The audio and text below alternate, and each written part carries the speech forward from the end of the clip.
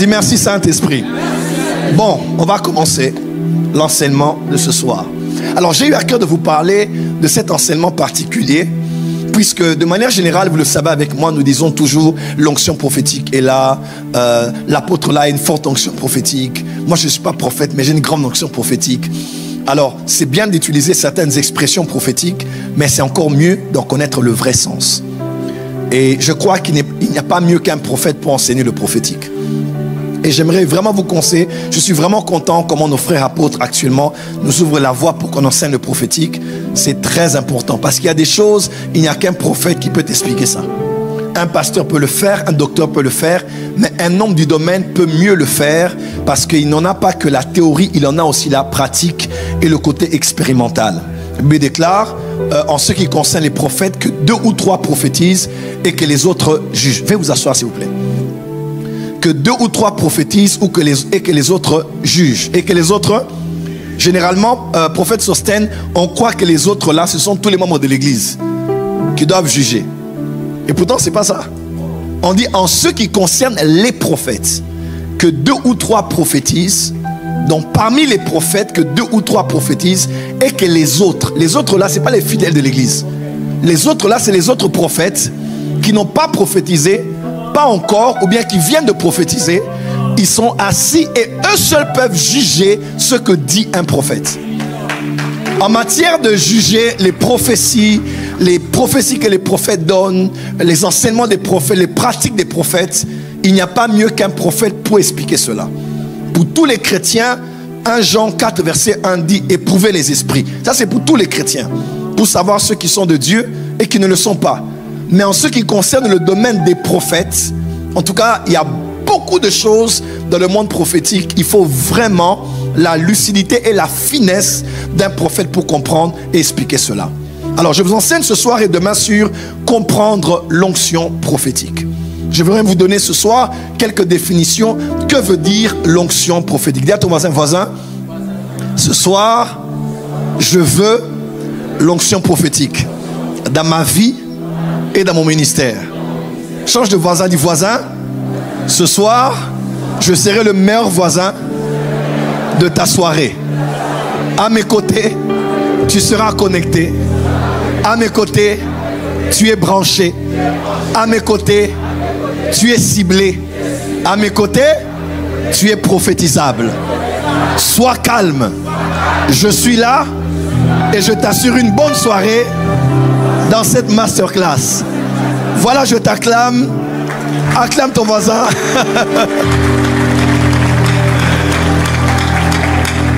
Comprendre l'onction prophétique, première partie. J'aimerais vous parler ce soir des définitions, je dirais mes définitions. C'est dans mon livre, mes définitions de l'onction prophétique. Que veut dire l'onction prophétique? Premièrement, l'onction prophétique, selon l'analogie prophétique, l'onction prophétique correspond à ce que la Bible appelle la main de l'Éternel. Quelqu'un peut dire avec moi la main de l'Éternel? La main de l'Éternel, vous le savez avec moi, lecteur de la Bible, on parle de la main de l'Éternel en parlant généralement de la droite de l'Éternel. Et quand on parle de la main ou de la droite de l'Éternel, on fait allusion à beaucoup de choses. Précisément, on parle de la puissance de Dieu, que dis-je, de la toute-puissance de Dieu. On parle de la protection de Dieu. On parle de la sécurité de Dieu. On parle de la conduite, de la direction divine. Quand on parle de la main de l'Éternel ou on parle de sa droite. Mais quand vous lisez plus loin dans les Écritures, vous verrez dans certains contextes, on parle de la main de l'Éternel sans pour autant voir les éléments que je viens de citer. On ne parle ni de direction, ni de protection, ni de sécurité, ni de puissance, mais on parle d'autre chose. Et ce soir, nous allons voir en fait que veut-on dire lorsqu'on parle de la main de l'Éternel. Jérémie 1 verset 6 à 9. Je répondis, ah Seigneur éternel, voici je ne sais point parler. Dis avec moi parler. Car je suis un enfant. Et l'Éternel me dit, ne dis pas je suis un enfant. Car tu iras vers tous ceux auprès de qui je t'enverrai. Et tu diras tout ce que je t'ordonnerai. Ne les crains point, car je suis avec toi. Ce que j'aime, c'est que quand Dieu appelle quelqu'un, malgré ses insuffisances, Dieu le garantit une seule chose, sa présence. Un disait, je suis le plus pauvre et ma famille est la plus pauvre. Il s'appelait Gédéon. Dieu a dit, je serai avec toi. L'autre dit, je ne sais point parler, je suis bègue. Il dit, je serai avec toi. L'autre dit, je suis un enfant. Et il dit, je serai avec toi. Dis à ton voisin, Dieu te garantit sa présence dans la mission. Il dit, ne les crains pas car je suis avec toi pour te délivrer, dit l'Éternel. Puis l'Éternel étendit sa main et toucha ma bouche. Et l'Éternel me dit, voici, je mets mes paroles dans ta bouche. Amen. Quelle est cette main que Dieu a utilisée pour la placer sur la bouche de l'enfant Jérémie afin de placer finalement dans sa bouche ses paroles? Cette main dont on parle dans Jérémie, ce n'est pas la puissance de Dieu, ce n'est pas la protection divine, ce n'est pas la direction divine. Cette main, c'est ce qu'on appelle par analogie prophétique l'onction prophétique. Puisque quand l'onction prophétique vient sur toi et qu'elle touche ta bouche, elle met sur tes lèvres les paroles de l'Éternel et te donne l'audace, le pouvoir et la capacité de te lever alors que tu es enfant pour aller prophétiser au nom de l'Éternel. Et quand vous regardez dans la Bible, vous allez voir que Jérémie était d'une famille de sacrificateurs. En d'autres termes, il était préparé à suivre la lignée sacerdotale. Mais Dieu vient et Dieu dit, avant que ton père lévite rencontre ta mère lévite et qu'ils aient un enfant lévite qui est sacrificateur, moi Dieu, j'avais déjà prédestiné autre chose pour toi. Tu étais prévu par lignée, logiquement parlant, d'être sacrificateur. Mais avant que ton père et ta mère ne se rencontrent, moi j'avais déjà prévu que tu sois prophète des nations. Et quand il naît dans la maison de Lévite, Dieu dit que tu es Lévite de par ton sang, mais de par ton esprit.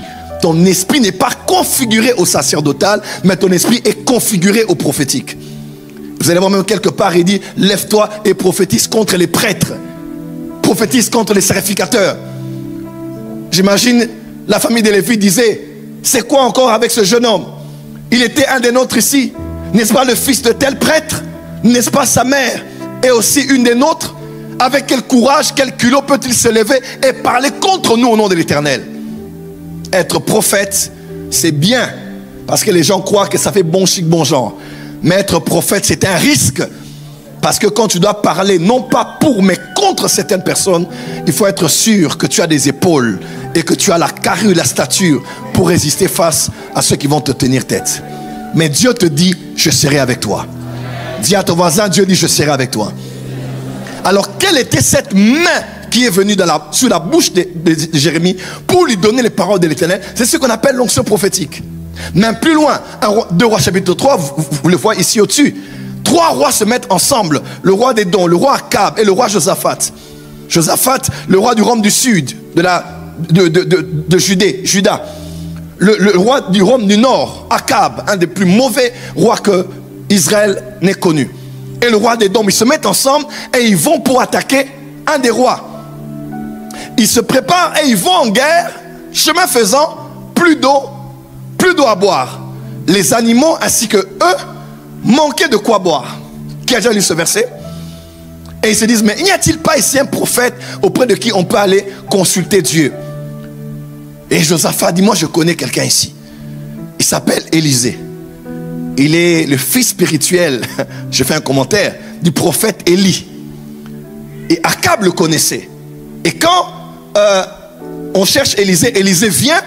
Élisée regarde Akab et dit, toi Akab, toi là, il dit, toi, ta présence ici m'empêche de prophétiser. Mais c'est à cause de Josaphat que je vais parler ici. Vous savez pourquoi? Parce que dans un service prophétique, il y a des présences qui peuvent bloquer l'onction prophétique. Dans un service prophétique, il y a des présences qui peuvent activer l'onction prophétique. C'est ainsi que Catherine Kuhlman, dans ses services de guérison, elle ne permettait pas que la première ligne se fasse par hasard.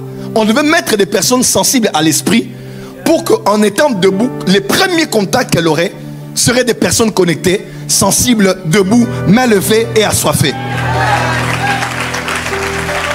Jésus arrive chez Jairus finalement et il dit, sortez-moi toutes ces personnes. Pourquoi? Parce que le miracle de la fille de Jairus ne pouvait se faire dans la présence des incrédules et de ceux qui douteraient. Dis à ton voisin, il y a des personnes qui court-circuitent l'onction. Mais heureusement que ce soir, tous ceux qui sont dans cette salle sont des conducteurs d'électricité onctionnelle pour libérer l'atmosphère. Ah, dis amen bien là où tu es. Il dit à cause de Josaphat, je vais parler. Acte 14, alors que Paul est en train de parler, il vit que cet homme impotent avait la foi d'être guéri. Il vit, tu sais, la foi peut se voir. Les miracles commencent lorsqu'il y a complicité entre l'autel et l'auditoire. Lorsqu'il y a complicité entre le prédicateur et celui qui suit. Et un homme d'onction peut sentir que cette personne veut recevoir quelque chose. Que cette personne est là et elle est assoiffée. Ma prière ce soir est que ta soif déclenche quelque chose dans le monde spirituel qui libérera quelque chose qui en moi par la grâce de Dieu et viendra sur toi. Dis à ton voisin, sois sensible. Dis encore, sois sensible. Et le prophète a dit, alors je vais prophétiser. Emmène-moi un joueur de harpe. Et quand on emmène un joueur de harpe, il jouait plus de toi. Plus de toi. Il jouait plus de toi. Bon, j'étais là. Il jouait plus de toi quand il jouait avec la harpe. On dit c'était un joueur de harpe, pas un amateur joueur. Je crois que le professionnalisme aussi déclenche l'onction. Des fois qu'on ne joue pas les bonnes notes, il n'y a pas un bon son, ça peut déranger la main de l'Éternel qui peut venir. On dit c'était un joueur. Il connaissait, il savait comment jouer. Il savait comment utiliser la harpe. Et quand il a commencé à jouer seulement, on dit la main de l'Éternel vint sur Élisée. Et Élisée prophétisa et dit, quelle est cette main qui est venue sur Élisée et a ouvert son esprit pour qu'il prophétise à ses rois? Cette main s'appelle là. Dis avec moi l'onction prophétique. Dis encore l'onction prophétique. Ce soir, la main de l'Éternel vient sur toi. Tu ne comprendras pas, tu es juste là en train de marcher en route. Tu es en train de chanter, de jouer un instrument de musique. La main de l'Éternel viendra sur toi. Tu diras, mais il y a comme la chair de poule, il y a mes cheveux qui se sont hissés. Ce ne sont pas les cheveux hissés, c'est la main de l'Éternel sur toi. Une fois, j'étais en retraite à Kinshasa, ça fait plus de 10 ans. Je cherchais une direction par rapport à une église que je devais laisser.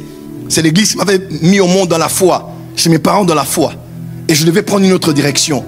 J'aime beaucoup mon église, je suis très poli, je suis très attaché aux parents spirituels. J'ai dit, mais comment vais-je quitter celui avec leur bénédiction?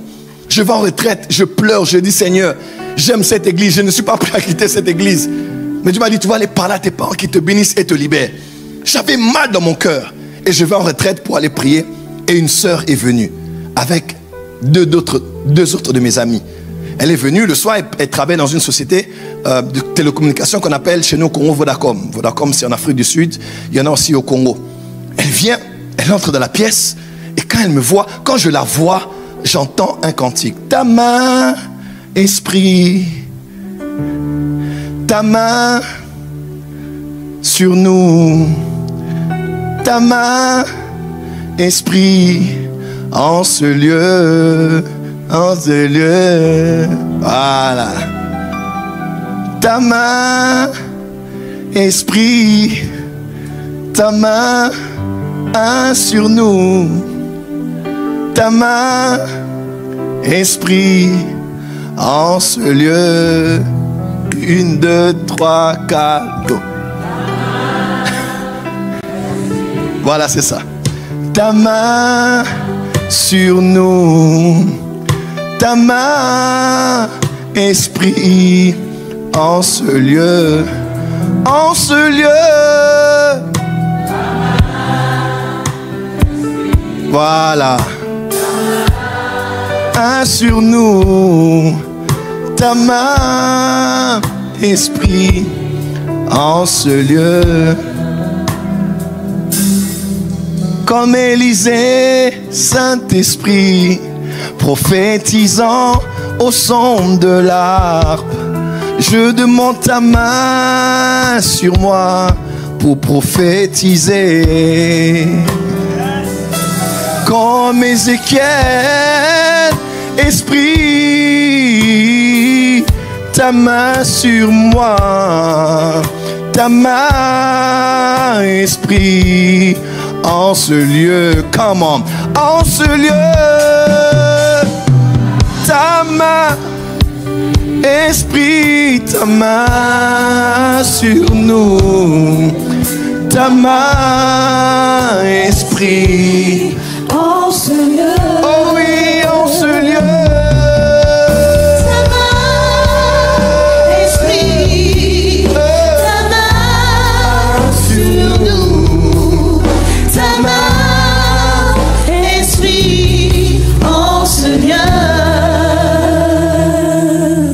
En ce lieu, en ce lieu, en ce lieu, en ce lieu, en ce lieu, en ce lieu, en ce lieu, oh oui, en ce lieu, en ce lieu, en ce lieu, en ce lieu, en ce lieu, en ce lieu. Acclame très fort pour le Saint-Esprit.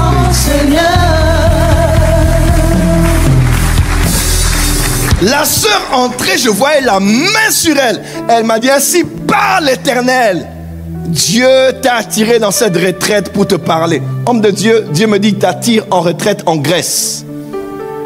Il dit qu'il t'appelle en Grèce, en retraite, en prière, parce qu'il te donne la Grèce aussi parmi les nations qu'il t'a accordées. Ainsi parle l'Éternel des armées. Et dis amen très fort. Et elle a dit, Dieu t'a mis à cœur de te préparer en prière parce que tu dois quitter ta communauté. Et dit, si tu ne quittes pas, tu ne verras pas la gloire de Dieu. Dieu connaît ton cœur, ton obéissance, ta soumission, mais il a dit que le temps est fini et ta saison là est finie. Une sœur normale qui était dans le monde séculier, mais la main de l'Éternel était sur. Je prie que Dieu élève des femmes prophétesses. Des femmes capables de donner la direction à des hommes de destinée, à des hommes d'influence, à des hommes que Dieu a choisis pour impacter des générations. Oh my God, je me rappelle de cet homme qui s'appelait Saül. Il était avec son serviteur. Et son serviteur a dit, mais je connais ici un homme qui peut nous indiquer le chemin. Mais qu'avons-nous pour apporter au prophète? Il dit, on n'a que quelques pièces ici. Et ils se sont mis ensemble, ils ont dit, voici ce que nous allons faire. On va aller voir le prophète. Et chemin faisant, alors qu'ils voulaient aller voir le prophète, ils ont rencontré des jeunes femmes. Et ces femmes venaient du puits. Et ces femmes ont dit, le prophète descend du haut lieu. Voici la direction à prendre. En fait, ces femmes étaient comme des panneaux publicitaires, comme des panneaux indicateurs. Dis avec moi les femmes du puits. Je vois en cette saison, il y a des Saül qui ne connaissent pas leur chemin. Il y a des Saül qui se recherchent dans le chemin. Mais Dieu a prévu une génération de femmes qui vont épouser ce type d'homme. Afin qu'en contact avec toi, l'homme sache exactement là où Dieu est en train de le conduire. Parce que tu n'es pas une femme superficielle. Parce que tu n'es pas une femme seulement belle. Mais tu es une femme du puits. Tu es une femme de la profondeur. Tu es une femme... Ah, dis amen bien. Et ce genre de femmes s'élèvent en cette saison. Des femmes qui viennent de puiser dans les profondeurs et qui peuvent indiquer à des hommes perdus leur vrai sens de la destinée. C'était la main de l'Éternel sur cette sœur. Et cette main, on l'appelle l'onction prophétique. On peut avancer avec moi.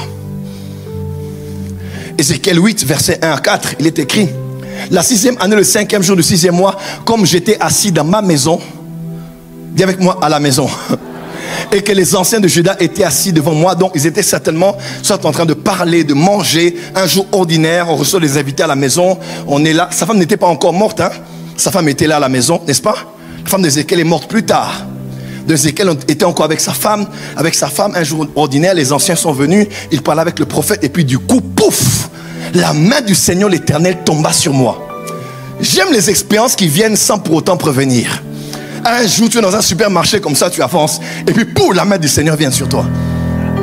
Vous savez, un jour j'étais dans un supermarché, ça fait 7 ans, 8 ans, à Kinshasa. Un jour ordinaire, je suis dans un rayon, j'avance, là il y avait des bois de conserve, et puis je fais un pas de plus, mais je quitte le naturel, j'entre dans le surnaturel. Et j'entre dans une extase, dans une vision ouverte. Je vois dans la vision un jeune homme avec des paniers de fruits. Et tout seul, là, perdu comme ça, en train de marcher. Il marchait et on me dit, voici Et on me dit des choses sur lui. On me dit là où il était, ce qui allait lui arriver. Et on me dit, cherche-le. Et puis, ouf, je sors de la vision, je sors de l'église. Mais qu'est-ce qui m'est arrivé ici? J'étais dans une vision. Je me rappelle que je l'ai vu sur Internet. Juste une photo. Et j'appelle un fils à moi qui est en Côte d'Ivoire. J'ai dit, cherche-moi quelqu'un. Il y a quelqu'un. Il a commencé à me citer. J'ai dit, oui, c'est certainement celui dont tu parles maintenant là. Il m'a dit, il s'appelle Baba Uriel. J'ai dit, appelle-le-moi. Et il appelle. Quand je le prends au téléphone, il me dit, c'est toi que je cherchais. Je cherchais un père spirituel. C'est toi mon père. Et je lui ai dit quelque chose que personne ne l'a dit. J'ai dit, tu as connu, tu as raté un accident. Telle voiture, telle couleur de la voiture. Il y a tel problème. Et Dieu me dit, tu es déjà mûr, tu as des fruits mûrs, mais il te manque juste quelqu'un pour te tenir la main, te sortir. J'ai dit, je suis là pour t'aider. Et Baba Uriel aujourd'hui, pour ceux qui le connaissent, en Côte d'Ivoire, fait la fierté du mouvement prophétique. Je ne le connaissais pas, il ne me connaissait pas, mais en esprit, la main du Seigneur est tombée sur moi. Je n'étais même pas en retraite. Ma prière est que tu sois sensible partout. Grand espace, universitaire, à l'école, en route, dans un train, partout où tu es, que tu vives en tellement proximité avec le Saint-Esprit que sa main peut venir sur toi à n'importe quel moment, que ce soit à la maison, avec des invités, en train de servir du fromage ou des biscuits ou même des chips. L'onction tombe sur toi, bam, et Dieu te dit, cette femme est enceinte, elle a un problème. Quelqu'un peut dire amen très fort. Je venais de Nantes, n'est-ce pas? J'étais à Nantes la semaine passée. J'étais à Nantes au bureau avec l'évêque Denis. Et pendant qu'il me faisait entrer des gens, une femme est venue à genoux. Pouf, je lui ai dit, ton nom c'est comme ça. Elle dit, oui, c'est moi. Et je dis, dans ton ventre là, tu es un bébé. Tu es enceinte. Nul ne pouvait voir. Elle dit, oui, je suis enceinte. Je suis enceinte. Et l'évêque même ne savait pas. Il ne savait même pas. Elle dit, oui, c'est 2 mois. J'ai fait l'échographie. La main du Seigneur peut t'emmener à voir plus précisément que l'échographie.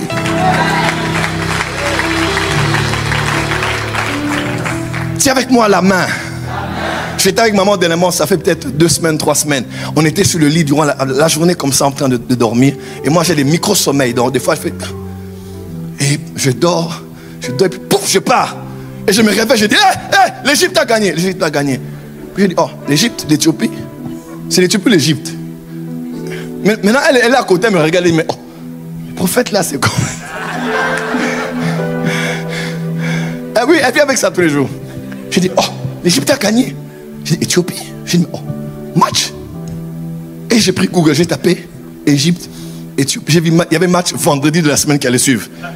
J'ai dit, mon frère, je ne suis même pas dans le football. Je connais même pas je n'ai même pas les matchs là.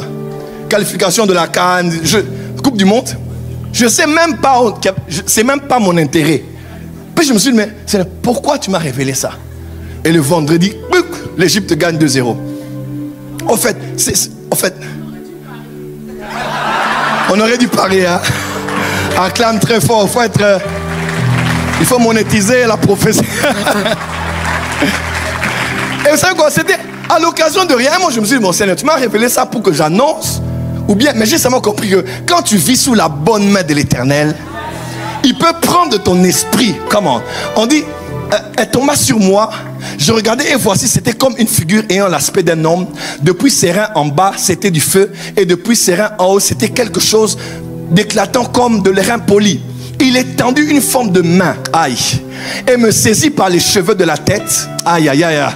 L'esprit m'enleva entre la terre et le ciel et me transporta dans des visions divines à Jérusalem, à l'entrée de la porte intérieure du côté du septentrion, où était l'idole de la jalousie qui excite la jalousie de l'Éternel. Dis avec moi, la main de l'Éternel me transporta entre cieux et terre. Juste un petit commentaire pour avancer.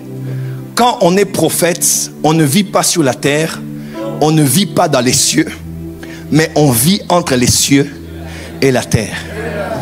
Un vrai prophète ne vit pas aux cieux. Un vrai prophète ne vit pas sur la terre. Un vrai prophète vit entre les cieux et la terre. Est-ce que je peux expliquer? Parce qu'un prophète ne vit pas dans les cieux parce qu'il n'est pas 100% Dieu. Si un prophète est 100% Dieu, il est comme Jonas. Ça veut dire qu'il ne se contente que de venir et de dire le malheur va arriver. Et il attend que le malheur arrive. Parce que lui, il ne prend que la part de Dieu. Quelqu'un m'a compris? Un prophète vit à moitié. il y a le temps de comprendre les hommes, il y a aussi le temps de comprendre Dieu. Il est à la frontière des échanges entre le monde naturel et le monde surnaturel. Parce que l'échelle de Jacob n'est pas sur la terre. L'échelle de Jacob n'est pas dans les cieux. L'échelle de Jacob est entre les cieux et la terre. Pour que les anges montent par là et descendent par là. Est-ce que je peux avancer? Jésus n'est pas mort dans les cieux. Jésus n'est pas mort sur la terre. Jésus est mort entre les cieux et la terre. Il a pris ce qui était de Dieu, il nous l'a donné. Et il a pris ce qui était à nous et il l'a porté à Dieu. Voilà pourquoi tout vrai prophète sait prendre la part des hommes et la part de Dieu. Il est toujours entre les hommes et Dieu pour raccourcir la distance entre Dieu et les hommes. Il annonce des choses au peuple pour le jugement, mais il sait que Dieu peut vouloir juger, mais le sentiment le plus proche de la colère de Dieu, c'est sa compassion. Comment? Même quand il dit Dieu va frapper, il sait exactement qu'après avoir annoncé le jugement, il va prophétiser. Voilà pourquoi Dieu disait à Jérémie, ne prophétise pas, n'intercède pas pour ce peuple. Parce que Dieu savait que Jérémie, finalement, il allait intercéder. Parce que tout vrai prophète est un intercesseur.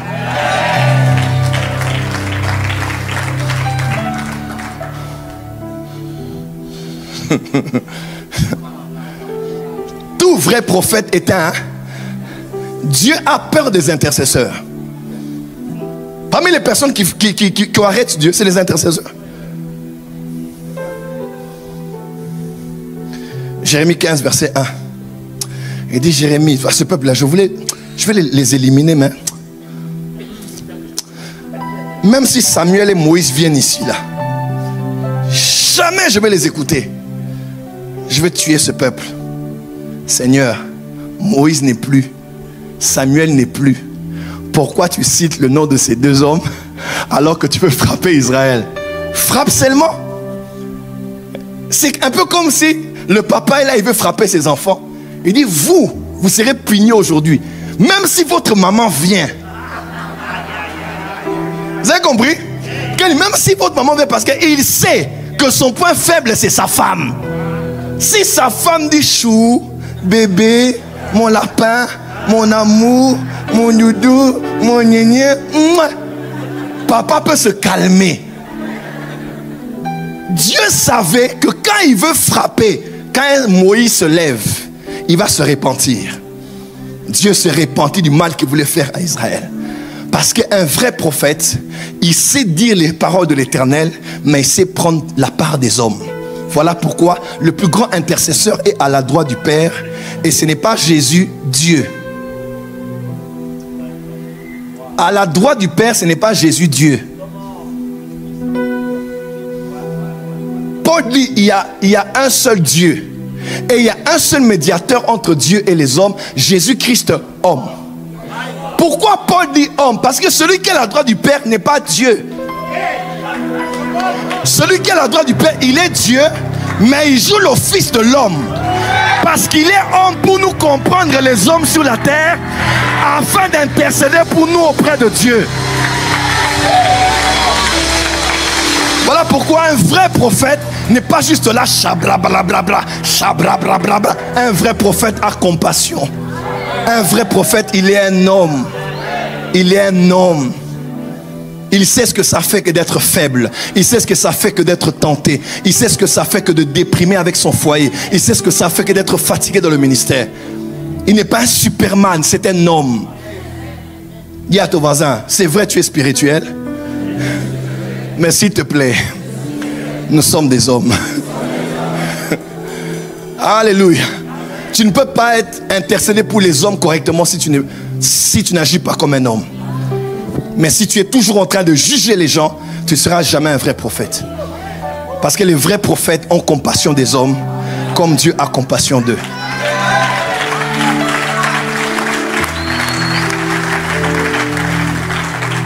Jours après, Jonas regarde, Ninive n'est pas mort. Il dit, oh, c'est 120 000 personnes.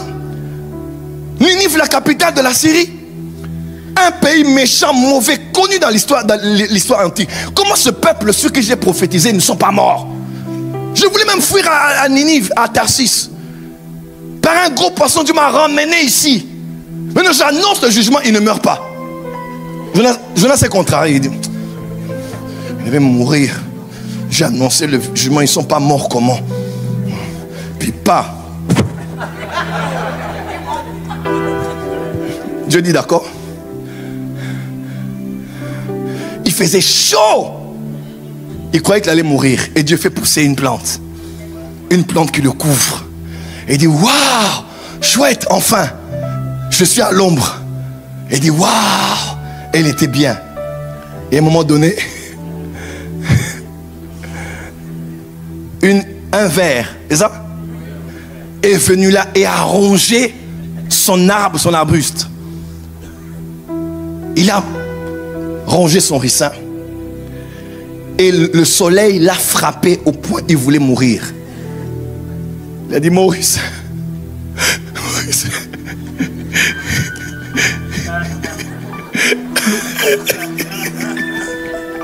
Et Dieu regarde, Dieu dit, regarde-moi hypocrite. Il dit, au fait, toi tu es compliqué. Il dit, ils étaient à 120 000 Ninévites. Il dit, toi, tu ne sais même pas comment est-ce que le ricin a poussé. Tu l'as ni semé, ni arrosé. Mais quand le soleil l'a frappé, tu as eu pitié de lui. Tu as eu mal pour lui. Pourquoi moi, Dieu, qui comparativement au ricin, moi j'ai créé ce peuple. Ils ont poussé. Pourquoi ne devrais-je pas avoir pitié de s'ils meurent? Parce que les vrais prophètes ne sont pas juste vrais parce qu'ils disent des choses qui arrivent, mais parce qu'à part la bouche de Dieu, ils ont le cœur de Dieu. Ouais. Matthieu 4, verset 4. L'homme ne vivra pas de pain seulement, mais aussi de toute parole qui sort de la bouche. La bouche là, c'est stomac. Ça veut dire c'est ce qui vient du ventre. Dieu peut dire quelque chose, mais il pense à autre chose. Il peut dire, je veux tuer cet homme. Je veux tuer ce pasteur. Mais dans son cœur, il pense à autre chose. Ah, je peux t'expliquer ça. Genèse 18. Abraham voit 3 hommes avancer. Il voit 3 hommes. Il dit, oh, 3 hommes. Il dit, d'accord. Généralement, en théologie, on dit que c'est l'épiphanie. C'est la Trinité. Oui, moi j'ai peut-être une autre théorie. Et quand ils viennent, Moïse les dit, ah, ça c'est Dieu. Il arrête Dieu. Il donne un repas et Dieu mange. Et pendant qu'il avait le cure-dent dans la bouche, il dit, bon, cacherai ce que je veux faire à Abraham. Et il dit, bon, je vais lui révéler ce que je veux faire. Et quand on va au chapitre suivant, 2 hommes sont maintenant entrés à Sodome. Moi je crois qu'ils étaient à 3. Dieu est au milieu et les 2 c'était des anges. Dieu est resté parler avec Abraham et les 2 sont allés à Sodome pour aller juger. Je vais avancer. La question maintenant c'est laquelle? Dieu, tu veux détruire Sodome et Gomorrhe, mais va à Sodome. Pourquoi tu transites chez Abraham? Non, c'est simple. Si Sodome et Gomorrhe ont fait la sodomie, ils ont fait autant de mal, c'est simple. Si ton courroux est assez élevé, c'est simple, nul ne peut te contredire. Descends à Sodome, juge Sodome, détruis Sodome. Pourquoi tu transites par Abraham l'intercesseur? Parce que même quand Dieu est fâché, il cherche un prétexte pour pardonner. Même quand Dieu veut frapper un serviteur de Dieu, il cherchera toujours un prétexte, un intercesseur. Oh, cacherai-je, qui t'a demandé de parler? Dieu cherchait seulement quelqu'un qui allait partager le fardeau et qui allait intercéder pour que l'autre soit sauvé. Les vrais prophètes sont des humains. Ils peuvent me dire que Dieu il va frapper cette église. Mais après quand ils sont à genoux, ils disent Seigneur pardonne papa. Ce n'est pas ta manière de faire. Et quand la prophétie ne s'accomplit pas, ils disent merci Seigneur. Aujourd'hui les faux prophètes font quoi? Ils disent des choses et ils attendent que le malheur arrive sur internet afin de couper CNN, Al Jazeera, TV5, France 24 et dire j'avais annoncé le malheur et le malheur est arrivé. Can I prophesy? Dis à ton voisin, sous la main de Dieu, reste entre ciel et terre. Pas trop au ciel, pas trop sur la terre. Tu seras corrompu. Dis à ton voisin, nous les prophètes, nous vivons entre ciel et terre. Pourquoi les prophètes vivaient au sommet des montagnes? Parce que les prophètes vivaient entre cieux et terre. Que cela soit ta position à partir de ce soir. Donc l'onction prophétique, c'est aussi l'image est aussi imagée par la main de l'Éternel sur le prophète. On peut avancer. On a d'autres versets, n'est-ce pas? Ézéchiel 40, verset 1 à 2. On peut lire cela. Ou Ézéchiel 37, verset 1, que nous connaissons très bien. La main de l'Éternel fut sur moi et l'Éternel me transporta en esprit. La main de l'Éternel fut sur moi. C'était quoi? L'onction prophétique est venue sur moi et j'étais emmené en extase. J'étais ravi en esprit pour être déposé dans la vallée des ossements desséchés. Comment ce prophète prophétisant, il dit je suis allé au cimetière. Comment ce prophète il prophétise et il dit Dieu m'amène au cimetière. Hé prophète, c'est la nécromancie. Voici le grand nécromancien. La vallée des ossements desséchés, c'est un cimetière. C'est une vallée dans laquelle il y a eu certainement une bataille et ils se sont entretués. Les hommes sont morts, les cadavres sont restés, les aigles sont venus, les vautours. Et puis la peau s'est séchée, les os se sont séchés, ils sont restés là. La vallée des ossements desséchés était pratiquement un cimetière ouvert. Pas de tout le monde pour les enterrer. Mais l'esprit du prophète peut aller jusque dans un cimetière. Voilà pourquoi les choses des prophètes, il faut être prophète pour comprendre ça. Sinon, si un prophète dit, pourquoi le prophète la voit toujours? Je vois quelqu'un qui est mort. Notre mentor, c'est lui. C'est pas moi. Dis à ton voisin, c'est pas moi. C'est Ézéchiel. On peut avancer? Deuxième définition. L'onction prophétique, on y va? Quelqu'un peut lire avec moi une de go?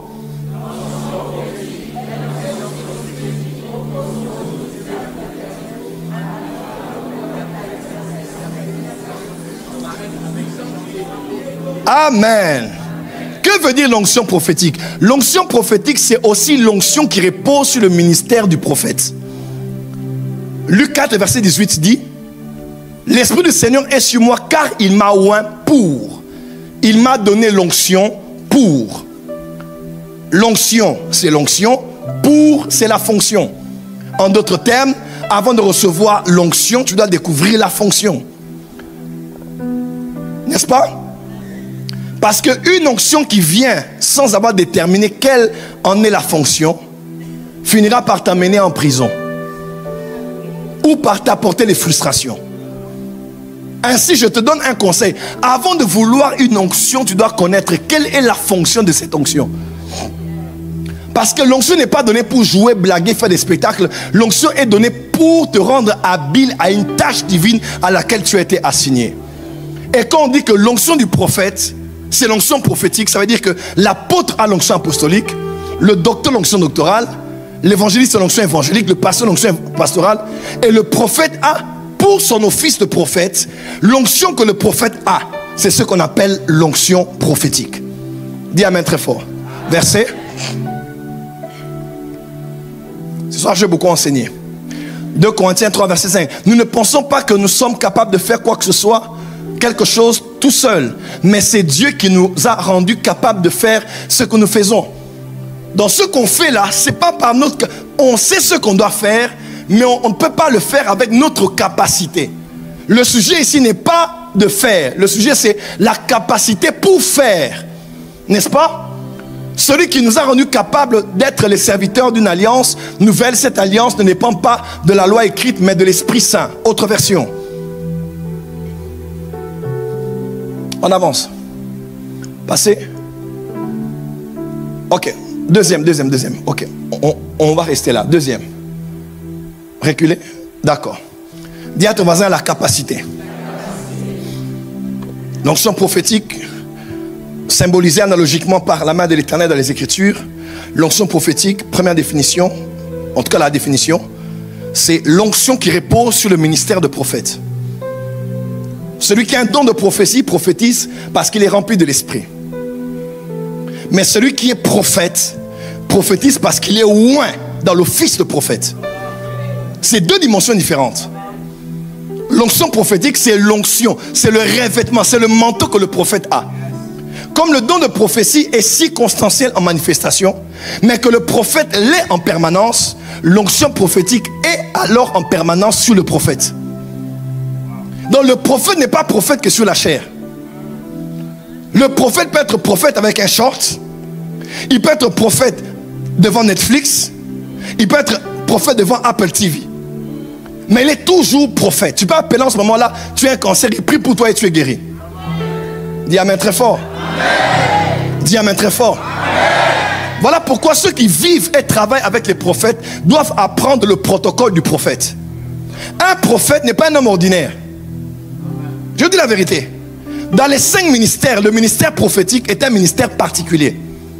Pas parce qu'il est plus que les autres, bien sûr que non. Mais le prophète a une grande proximité avec le monde spirituel, plus que les autres 4 autres ministères. De tous les 5 ministères, le prophète est celui qui est beaucoup plus proche du monde invisible. Surtout s'il est prophète voyant. Donc moi je peux te dire, ma maman le sait. Une fois j'étais en train de faire des bisous à ma femme. J'ai vu un numéro de téléphone. Je vous dis. Je dis mais non, l'esprit des prophètes est soumis aux prophètes. Je dis pas maintenant, pas maintenant. Non. Mais non, mais non, mais non, mais non, mais non, mais non. Non, non, non, non, non, non. J'ai cherché là où j'allais débrancher. Je débranché, non, non. Je me déconnecte là. Oh, mon gars. Oh, je suis avec ma chérie ici. Oh. C'est quoi cette histoire là? Et elle vit avec moi. Elle sait maintenant comment je fonctionne de plus en plus. Je peux être la même. Je dis, quelqu'un va venir comme ça aujourd'hui. Ou il y aura telle chose, quelqu'un comme ça va venir au culte aujourd'hui. Parce que je vois ça avant que ça n'arrive. Un prophète, l'onction prophétique sur lui est en permanence. Et tous ceux qui travaillent, les prophètes, doivent être conscients de ça, que l'homme que l'on a là, il n'est pas qu'un homme de Dieu. Ça, il a l'onction prophétique sur lui. Elle ne part pas pour revenir après. Elle est là en permanence. Quand on dort, qu'on est sous la douche, l'onction prophétique est là. Dis avec moi, power. Des fois, on était à Ikea dernièrement. Maman devait... les femmes, elles ont tous des trucs comme ça. Elles te traînent derrière comme ça. J'ai dit, moi, le prophète des nations, tu me fais faire des courses comme ça. Oh, on va acheter. Oh, prends les pots. Je prends les pots. À vrai dire, quand on dit que c'est les hommes qui dirigent le foyer, c'est faux. Que les hommes disent amen, c'est la vérité, non? Who run the world? Girl.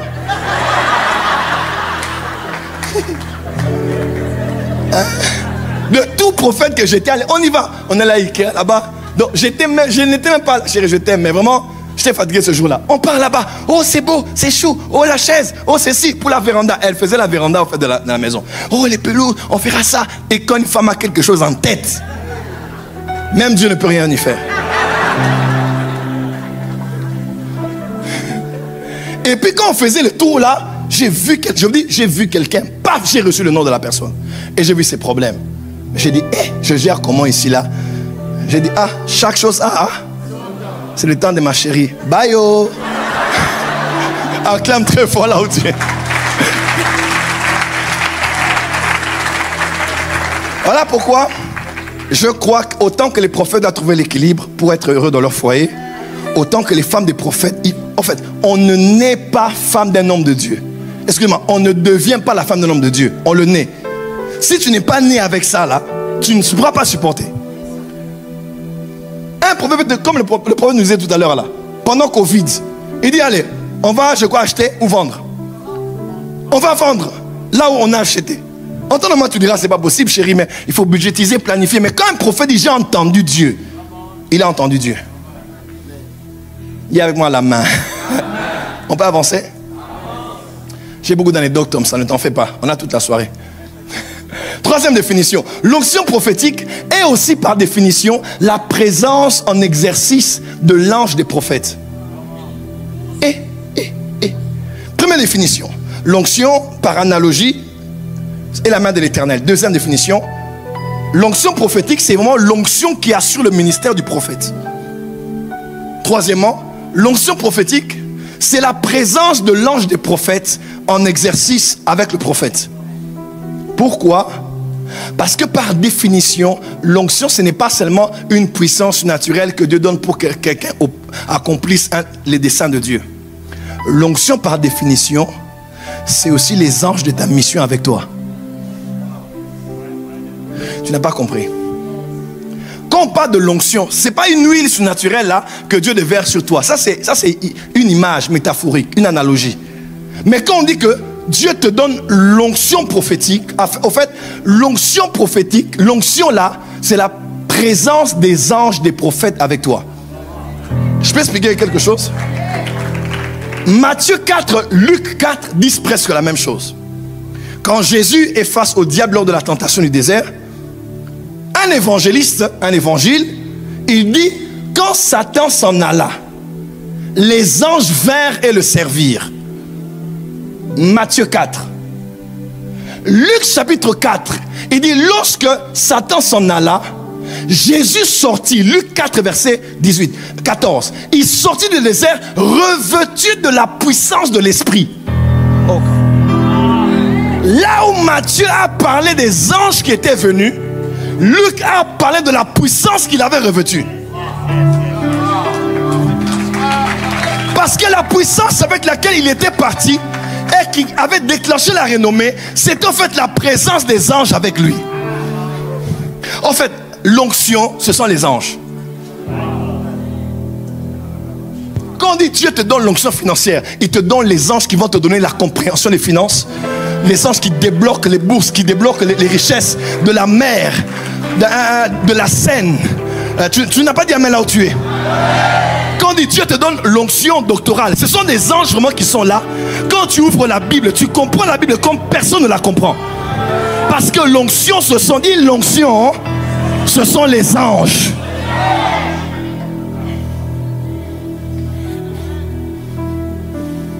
Quand on dit Dieu a donné à ce prophète l'onction prophétique, il lui a donné les anges des prophètes avec lui.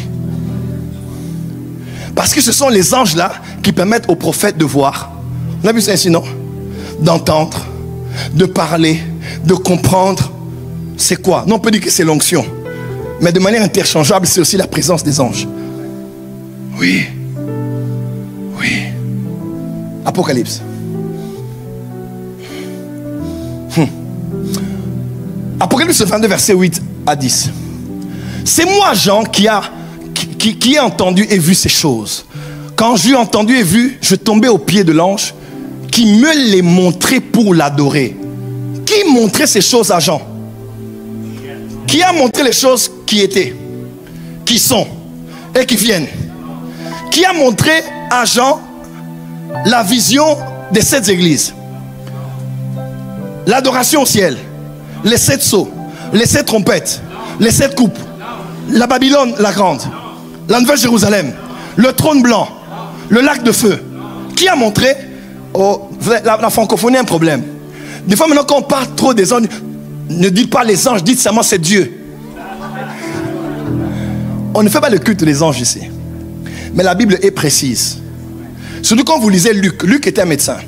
Et Luc est très chirurgical dans ses descriptions. Luc 1, acte 1, c'est la même chose. Dans Luc 1, il parle des anges. Précision, ange. Vous allez voir, il dit l'ange Gabriel. N'est-ce pas? Acte 1, on voit 2 hommes qui étaient des anges, qui étaient venus dire le même Jésus qui était, c'est ainsi qu'il reviendra. Deuxième distinction, il parle du Saint-Esprit. Luc 1, le Saint-Esprit viendra sur toi. Quelqu'un me comprend? Acte 1, verset 8. Qu'est-ce qu'il dit? Vous recevrez une puissance lorsque le Saint-Esprit. Troisième distinction, la puissance. Luc 1, l'Esprit du Seigneur viendra sur toi et la puissance du Très-Haut te couvrira de son ombre. Acte 1, verset 8. Vous recevrez une puissance. Distinction. Là, on parle de l'ange, c'est l'ange. Là, on parle du Saint-Esprit, c'est le Saint-Esprit. Là, on parle de la puissance, c'est la puissance. Dans l'histoire de l'eunuque, l'Éthiopien avec Philippe, il dit quelque part, l'ange lui dit, quelque part il dit, et l'Esprit lui dit, approche de ce char. Pourquoi il n'a pas dit que seulement le Saint-Esprit avait dit? Dans la maturité, on sait distinguer les êtres dans le monde spirituel. Des fois, on croit que c'est éviter d'être idolâtre qu'on doit toujours dire c'est Dieu, oui. Mais des fois, c'est Dieu, mais par le Saint-Esprit. Des fois, c'est Dieu, mais par un ange. Et c'est la maturité qui nous permet de distinguer les êtres dans le monde en fonction dans le monde des esprits. Parler des anges, c'est pas adorer les anges. J'adore pas les anges, j'adore Jésus-Christ. Mais là où ils sont en action, il faut le reconnaître. C'est comme ça qu'on grandit en maturité. Qui a montré à Jean? Le livre d'Apocalypse a été écrit parce qu'il y a un ange. Mais Apocalypse 1, verset 1, révélation de Jésus-Christ à Jean par le canal de son ange. Tout Apocalypse est une vision que Jean a eue par le canal d'un ange qui lui a montré. Dis à ton voisin, l'onction prophétique, c'est la présence des anges des prophètes. Ah, Rabasobraka. Je sens mon ange ici à mes côtés. Mais l'ange a dit, hé, garde-toi de le faire, ne m'adore pas. Je suis le compagnon de service et celui de tes frères les prophètes. Ah, donc il y a des anges qui sont des compagnons de service des prophètes.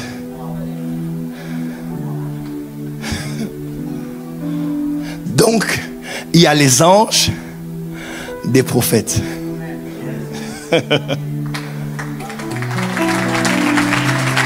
Il y a des anges qui travaillent avec les prophètes. J'ai beaucoup aimé Tel Osborne avec Paul Crouch de TBN. Dans une émission, il parlait du ministère de William Marion Branham. Ils ont dit c'est vrai, son ministère était très perturbant à l'époque, mais on ne peut pas le nier. Là, c'est Paul Crouch de TBN, fondateur, qui parlait de Branham. Il a dit Branham, il a dit un prophète extraordinaire. Il dit moi j'ai vu Jésus par Branham. À part les erreurs doctrinales, cet homme avait une grâce extraordinaire dans l'onction prophétique. Il pouvait être là, il parlait comme ça et vous vous ennuyez. Mais quand il dit mon nom, l'ange est arrivé, l'atmosphère changeait. Et il commençait à donner aux gens des noms, des adresses, le numéro de matricule de leur médecin, l'adresse de leur maison. Il donnait des détails sur eux. Marlene Aike, qui est une grande bibliste, avec sa fille, qui ont fait une émission pendant des années sur TBN. Elle dit, elle était dans une réunion de Branham, elle arrive comme ça, elle voyait quelque chose tourner autour entre ses pieds, alors qu'elle était stérile. Branham lui dit son nom, d'où elle venait. Et il a dit qu'elle serait enceinte. Elle allait avoir une fille. Les années sont passées. Exactement comme Branham avait dit, elle a eu l'enfant. Par la présence de l'ange. Heureusement qu'on est à CEEV. C'est une église de surnaturel. Dis avec moi, je crois au ministère des anges. Dis encore, je crois au ministère des anges. Y a-t-il un Thierry ici? Thierry? Ou quelqu'un qui est connecté à ce ministère, Thierry? Mon esprit est en Centrafrique. Et Kemba? Un de vos fils? Il sera millionnaire.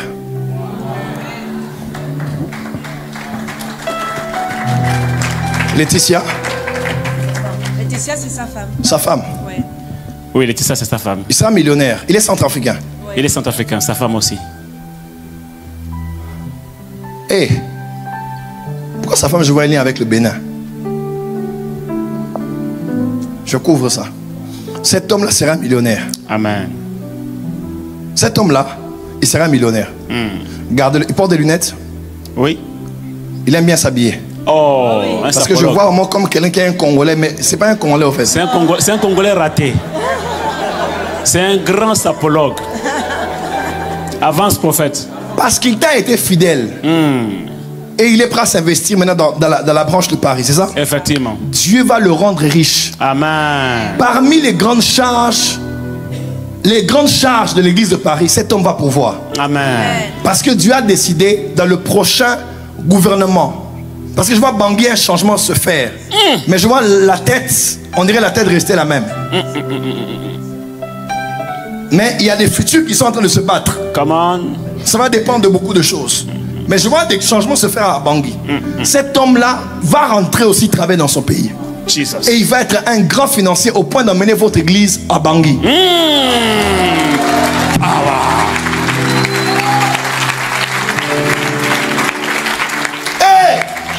Cet homme sera riche. Ses finances sont combattues, mais cet homme-là, il va être riche. Et il va vous alléger Amen. financièrement. Même si actuellement c'est difficile. Je confirme, effectivement. Malgré les difficultés qu'il a eues sur le plan financier, il a toujours été fidèle. Il a toujours été fidèle.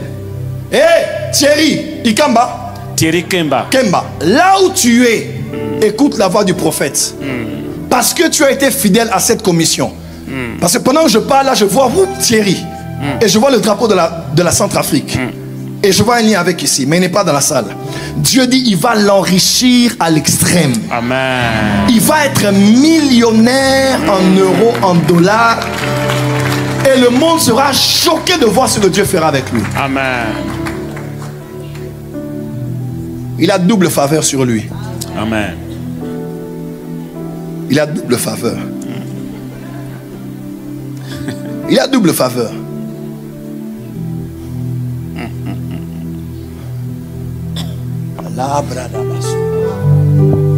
Dis amen bien. Acclame bien, on va avancer.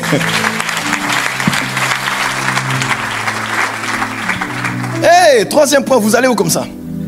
Dis avec moi, les anges des prophètes. Alors, la grande question est aussi celle-ci, prophète Stéphane. Pourquoi Jean a voulu l'adorer?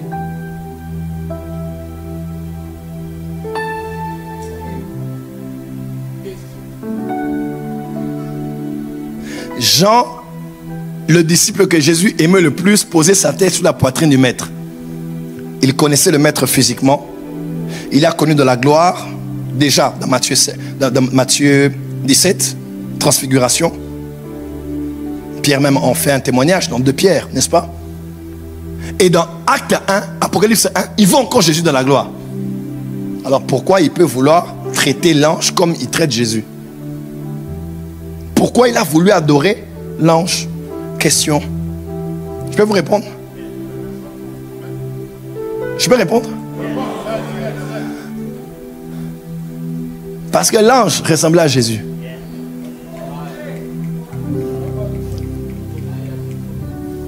Pourquoi? Parce que cet ange-là, j'explique quelque chose. Je peux expliquer? Je peux expliquer? Psaume 91 dit, il enverra ses anges pour vous porter sur leurs mains. Il enverra qui? Voilà. L'emphase ici, c'est de montrer que les anges n'appartiennent pas à vous, mais les anges appartiennent à Dieu. Donc ils sont au service de Dieu. Mais Matthieu 18 dit, prenez garde, parce que leurs anges voient la face de mon Père continuellement qui est dans les cieux. On dit d'abord les anges de Dieu, mais on dit leurs anges. Deuxième, la distinction est là. Je vais avancer. On veut juste expliquer que bien que les anges appartiennent à Dieu, mais il y a des anges qui sont assignés spécifiquement à des saints. Et c'est comme ça qu'on dit leurs anges. Dis à ton voisin, moi aussi, j'ai mon ange. Et les Juifs, ainsi que l'église primitive, puisque l'église primitive était une église judéo-chrétienne. Elle n'était même pas encore allée à Antioche et ailleurs. Elle était encore dans la culture et dans les légendes juives. Les Juifs croyaient que les anges des hommes les ressemblent.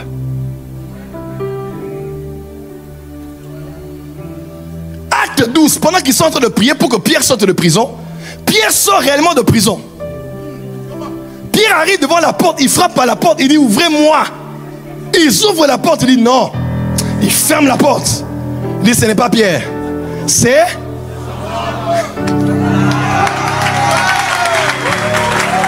Ce n'est pas Pierre, c'est qui? Oh, ce n'est pas Pierre, c'est... Ils ont vu le nez de Pierre, la tête de Pierre, la taille de Pierre, la peau de Pierre, les vêtements de Pierre. Mais ce n'est pas Pierre, c'est... Parce que ton ange te ressemble. Des fois quand quelqu'un dort, il voit qu'il voulait tomber dans un fossé et il t'a vu, tu l'as pris par la main. Ce n'est pas toi. C'est ton ange qui a été envoyé en mission pendant que tu rakamando rabat. Aïe aïe aïe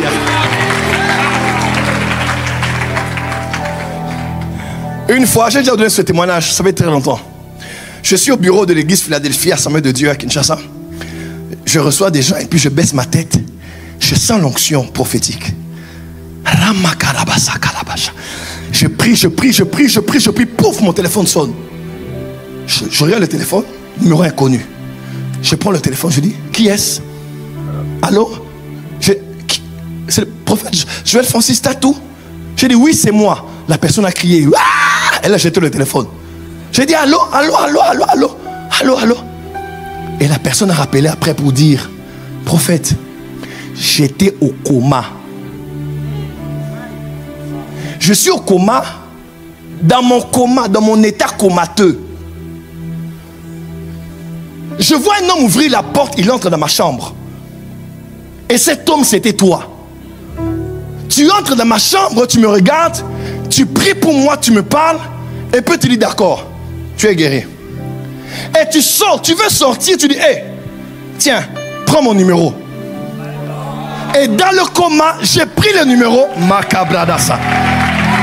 J'ai pris le numéro, j'ai noté le numéro, et puis pouf, je sors du coma. Tout le monde autour de moi se dit, tu es folle. On ne peut pas sortir du coma aussi vivement. Elle sort du coma, elle est perdue. Elle dit numéro de téléphone. Numéro de téléphone quoi? Téléphone, donnez-moi le téléphone. Pendant qu'elle disait ça, moi je prie en langue. Et paf, elle appelle. Paf, je coupe la langue. Et quand elle crie, après elle me dit, mais tu es venu quand je dormais au coma. Tu as pris moi, tu m'as guéri au nom de Jésus. Tu m'as donné ton numéro. Et je t'appelle. Alors que moi je priais. 1 Corinthiens 13 verset 1. Quand je parlerai la langue des hommes. La langue des hommes, c'est la langue que les hommes utilisent pour communiquer. Et je parlerai la langue des anges. Donc les anges aussi ont une langue pour communiquer avec. Frère, des fois quand on parle en langue, on parle la langue des anges. On communique avec les anges pour les donner les instructions.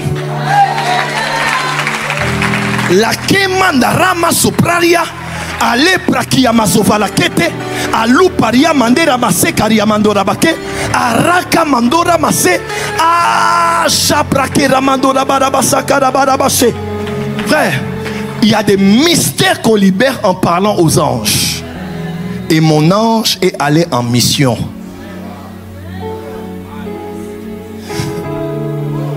Parce que mon ange me ressemble. Pourquoi Jean a voulu adorer cet ange? Parce que cet ange était l'ange de Jésus. Révélation de Jésus-Christ à Jean par le canal de son ange.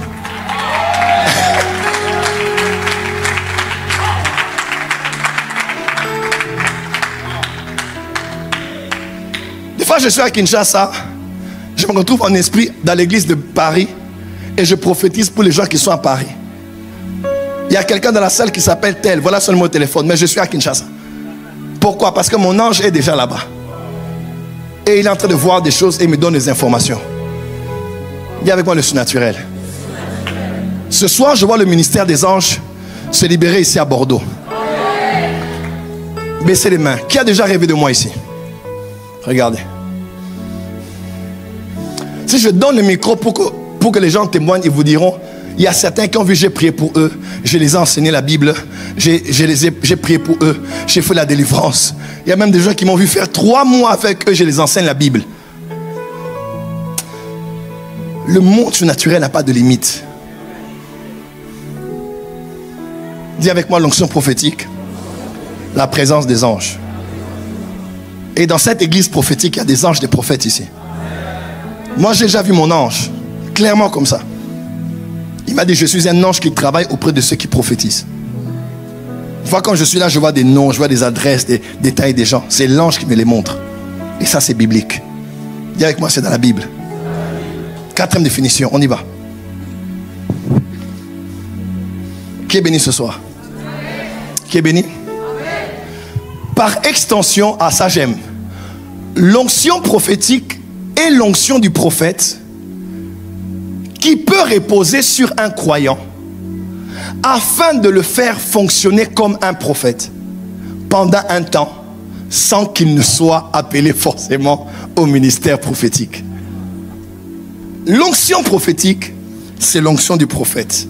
Mais par extension, c'est aussi l'onction que le prophète a, que Dieu libère sur un croyant afin que pendant un temps, il travaille comme prophète, mais sans être appelé au ministère prophétique.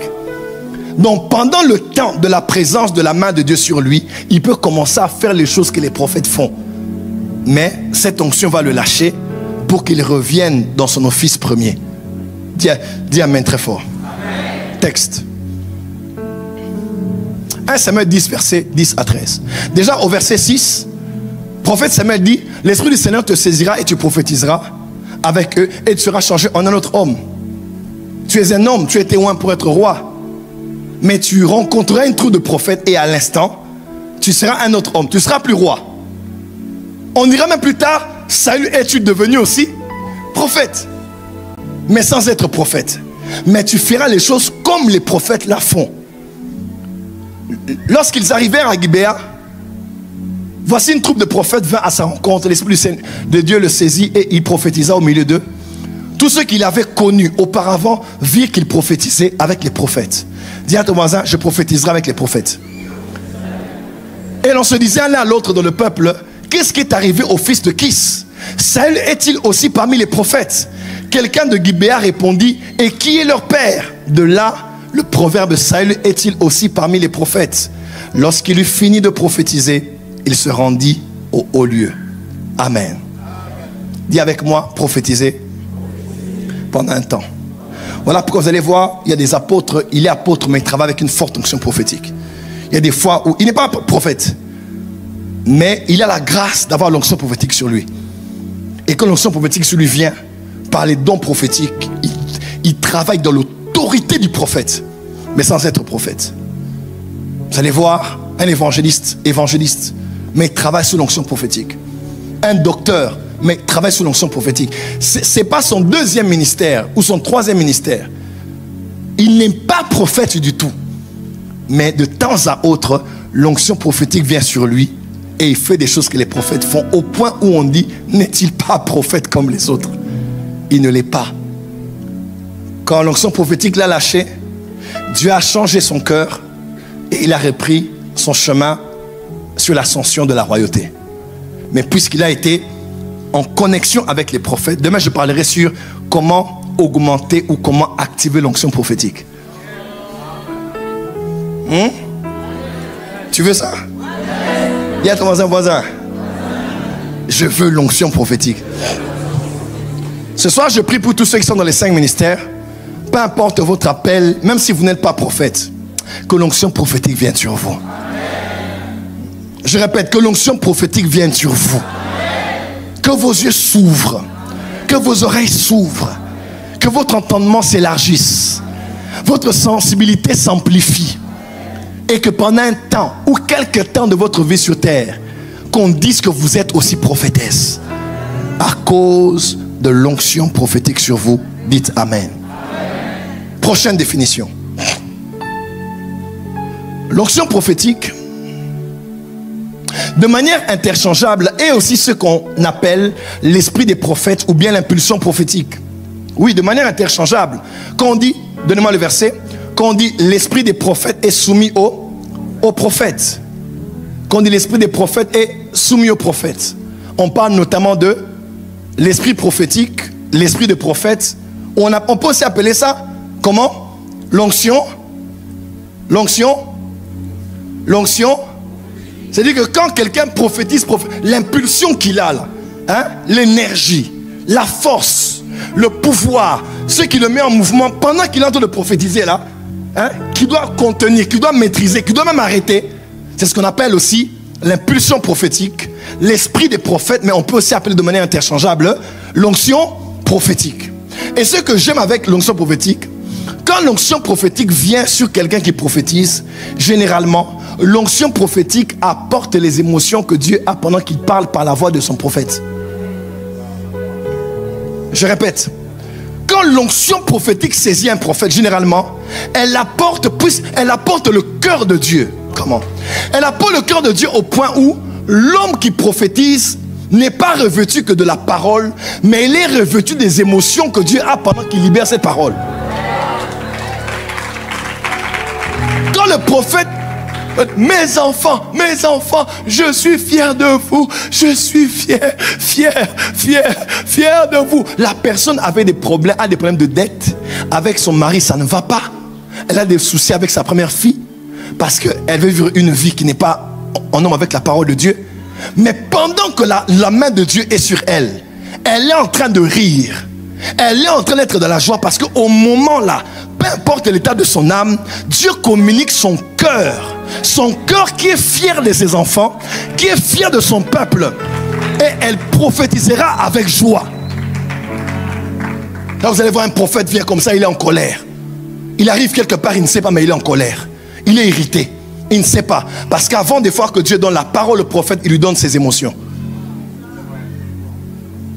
Parce que dans le corps du Christ, les prophètes sont généralement les nerfs.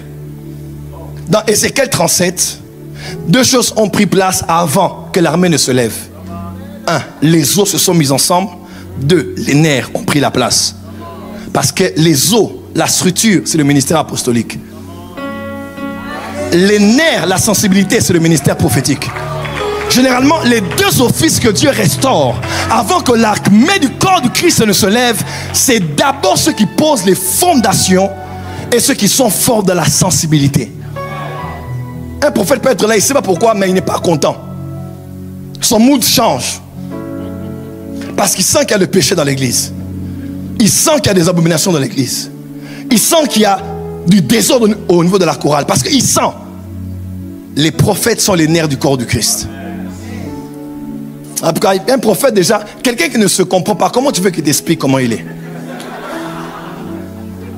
Nous sentons des choses.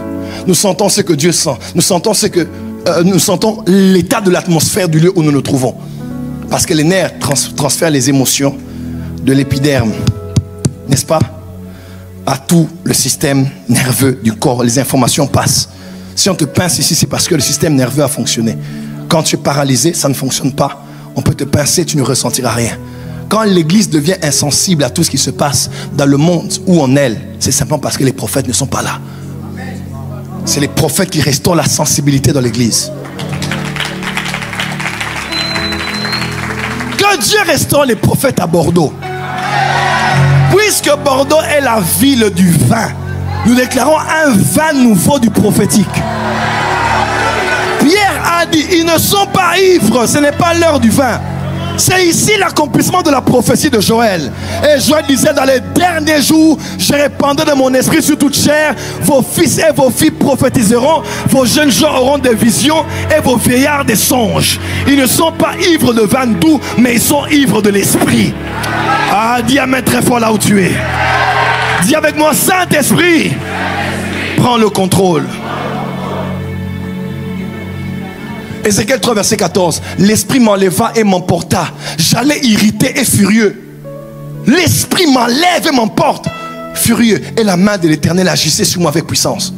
Bible expliquée. L'esprit qui m'avait soulevé de terre m'emporta. La puissance du Seigneur m'avait saisi de façon irrésistible. Et je m'en allais le cœur triste et agité. Les prophètes seuls savent de quoi je parle. Une fois tu quittes un culte, ce n'est pas à cause de la qualité de l'offrande qu'on t'a donnée, mais c'est à cause de la qualité du cœur du pasteur, de la vie, de l'état de son foyer, de l'état de la sanctification de l'église. Tu dis, ces gens sont venus m'exploiter seulement, mais ils vivent dans le péché. Ils ne craignent pas Dieu. Ils ne sont pas prêts pour l'enlèvement. Et pire, ils n'ont que des sorciers et des sorcières parmi eux. Ils ne voulaient seulement que je les acclame, que je les célèbre, que je parle de le respect de l'autorité. Mais le prophète seul sait ce qu'il a senti de là. On peut tout mentir, mais on ne peut pas mentir le ressenti. Quelqu'un peut venir ici, quelqu'un prêche bien, mais tu sens rien. Mais quelqu'un d'autre ne prêche même pas avec un bon français, mais tu sens quelque chose. On peut tout mentir, sauf ce que quelqu'un peut ressentir. Quand la présence de Dieu est là, on la ressent. C'est pas, oh, Dieu est là, attention, attention, attention, attention, attention. Fire.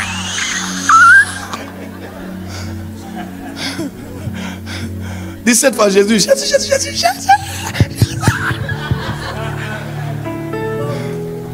Quand il est là, on le sait.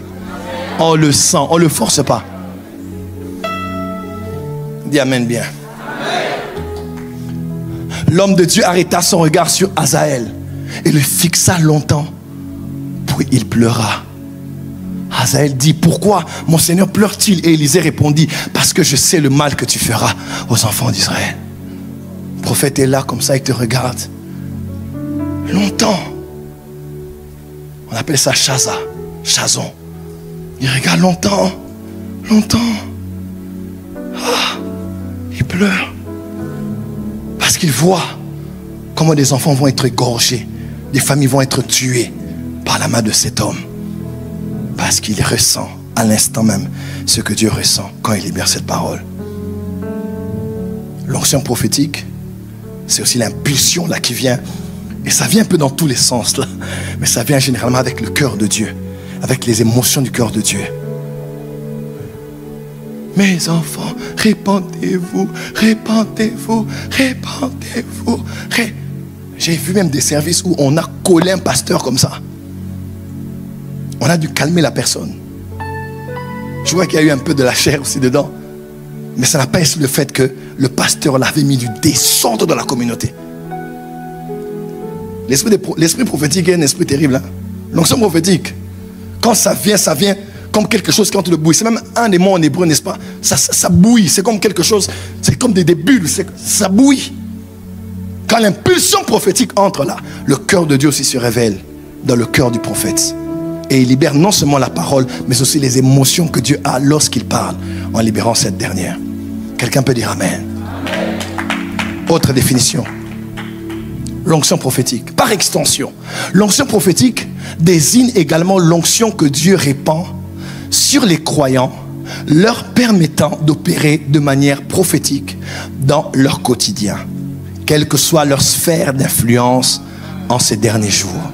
En d'autres termes, un ingénieur peut travailler avec l'onction prophétique. Un dessinateur peut travailler avec l'onction prophétique.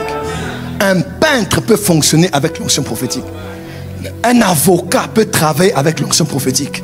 Un musicien peut travailler avec l'onction prophétique. Un politicien peut, un banquier, que dis-je, un camionneur peut travailler avec l'onction prophétique. L'onction prophétique est une des onctions que Dieu donne à tout le monde si seulement le chrétien est capable. Écoute-moi. 1 Corinthiens 12 verset 28 dit ceci. Christ établit vraiment dans l'église 1 des prophètes, 2 des apôtres, 3 des docteurs. En bas il dit, tous sont-ils prophètes? Non. On ne sera pas tous prophètes. On ne sera pas tous. Dis à ton voisin, nous ne serons pas tous prophètes. Maintenant lisez avec moi ce verset. Nombre 11 verset 29. Moïse lui répondit, es-tu jaloux pour moi? Puisse tout le peuple de l'Éternel être composé de prophètes, et veuille l'Éternel mettre son esprit en eux. Français courant dit, crois-tu que je sois jaloux d'eux si seulement le Seigneur répandait son esprit sur tous les Israélites pour qu'ils deviennent tous des prophètes? Nous sommes au temps de l'accomplissement du souhait de Moïse, où tous les Israélites seront des prophètes. Prophètes, n'est-ce pas contradictoire? Tu dis que tous ne seront pas prophètes, et puis tu dis que tous seront prophètes. Tous ne seront pas prophètes parce que tous n'auront pas le ministère prophétique. Mais tous seront prophètes parce qu'ils travailleront comme prophétiques dans leur domaine, au point où on va les appeler des prophètes, mais ils ne sont pas prophètes. Ils ont juste une forte lecture des temps et des saisons. Ils ont juste une forte sensibilité sur les mouvements dans le monde spirituel et des choses qui vont arriver. Ils ont juste la capacité prémonitoire, que dis-je, la capacité prédictive ou futuriste de capter l'avenir et de dire sortez votre investissement dans cette banque parce que cette banque fera faillite. Et ça ne demande pas d'être prophète, mais ça demande d'être prophétique. Et Dieu veut, quel que soit ton domaine et ta sphère d'activité en ces derniers jours, tu peux goûter à l'onction prophétique et être prophète là où tu es, mais sans être prophète de ministère. Acclame bien là où tu es. Acclame bien. J'appelle l'onction prophétique dans ton secteur ce soir. Je disais, j'appelle l'onction prophétique dans ton domaine ce soir. Ce soir, alors qu'on va prier, la main de l'Éternel va venir t'agiter. Tu seras un médecin, mais prophétique. Là où une erreur veut se faire et de mal poser le bistouri, tu entendras une voix derrière toi qui te dira, voici le chemin, touche ici. Afin de préserver et la vie de la maman et la vie de l'enfant. Dis à ton voisin, je suis prophétique. Change de voisin, dis voisin. À partir de ce soir, je suis prophète dans mon domaine. Je suis prophète dans mon secteur d'activité. Je suis prophète dans ma sphère d'influence. Parce que la main de l'Éternel, l'onction prophétique est sur moi. Et j'aimerais vous donner une bonne nouvelle. D'office, ceux qui prient dans une église prophétique, c'est-à-dire une église qui est premièrement et principalement dirigée par un prophète, qui a sur lui l'onction prophétique, généralement, tous les fils et les filles de cette maison-là sont éligibles. C'est sans forcer. Qui sont de la CVC? Qui sont de la CVC? Vous êtes tous des prophètes. Vous êtes tous prophétiques. Acclame bien, bien, bien. Acclame bien, bien là-dessus. Acclame bien. Ne vous en faites pas, je dois vous donner la matière. Demain ici, ça va être compliqué. Dis à ton voisin, demain, ça va être compliqué. Je dois d'abord couler l'information, c'est important. C'est important, n'est-ce pas? C'est aussi ça l'onction. C'est aussi ça l'onction prophétique. Dis à ton voisin, demain, on va prophétiser. En fait, tu sais, demain, on va même faire un exercice. Hein? Je vais libérer le prophétique ici. Tu vas prier avec un voisin et tu vas commencer à voir des choses sur sa vie. Il va commencer à voir des choses sur toi. Hein? Dis à ton voisin, demain, je suis prophétisable. Acclame très fort là où tu es.